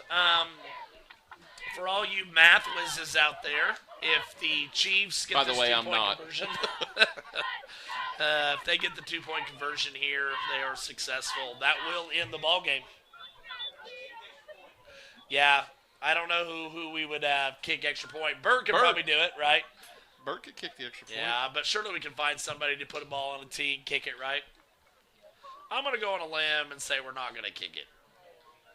I can promise you that's not something we've ever – I bet we I haven't. would be surprised if it's not a quarterback but a quarterback power lead right here. Gavin leading the way. Good. They blitzed. Oh, he throws it. Threw it in, and Garrett and gets the catch. Sorry. We're both excited for Garrett. Garrett caught the conversion. That a boy. And that's going to end the ball game. Heck yeah. Great play right there because I think that's why Olive for sure called the timeout because those linebackers were going. They were going to try to do everything could to not give up that run. So great play call, great counter by Coach Schumacher right there. So that's going to be the ball game, folks. Cherokee is going to be your winner, 54-9 here on Homecoming. Next week, Halloween. We have Coyle here on Halloween. We'll recognize the seniors. I've heard tell there's going to be then we'll face off against a Coyle little in another district Varsity matchup. Blues boys maybe going to show up. Oh, that'd be pretty cool. Yep. We got a few, I think, that are looking at that. So, going to be a good night on Halloween. I can't remember ever playing on Halloween, honestly. It'll be a little different on Thursday. We're going to feed the boys breakfast that morning at the fire station. Perfect. Great turnout tonight. You know, our second string got to play a lot tonight. Did a lot of things good. Glad to see them all. Good. I'm seeing some really good sportsmanship out there right now too. You know, between all the boys and our boys, and you really like to see that. So, man, we'll be back. We'll see y'all back on Thursday. Short week. Get back after it and get going. So thanks for joining us, and y'all have a good evening. That's right. It's been fun, Clint. Yep. See you next week, guys. Pros in sports training, injury prevention, bracing, functional rehabilitation, and imaging work seamlessly with his medical and surgical expertise. Get started by going to Diesel Horse Sports and Orthopedics. Let Dr. Matt Dieselhorse get you back on the field, backing all Oklahoma athletes on the field and off. Support your school's booster club and get your business in front of thousands of potential customers. Talk about a win-win. Advertising packages start on this streaming station for less than $10 a game. Call 405-726-0835 or email adam@squirtle.com right now for more information.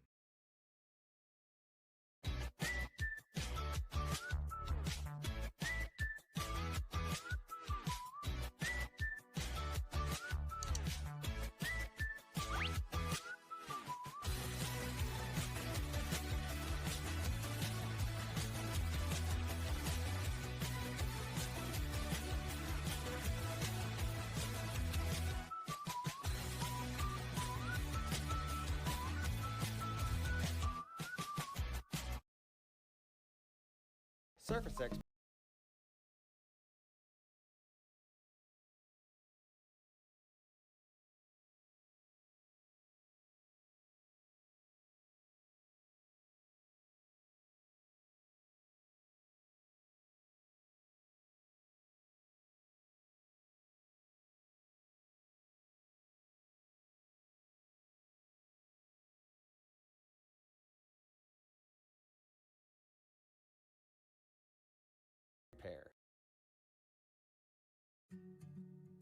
In our business and at our firm, it's all about preparation, preparation, preparation.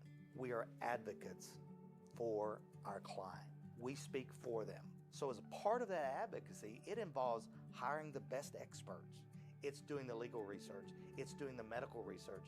That is advocacy behind the scenes. It's not just the bells and whistles in front of the jury.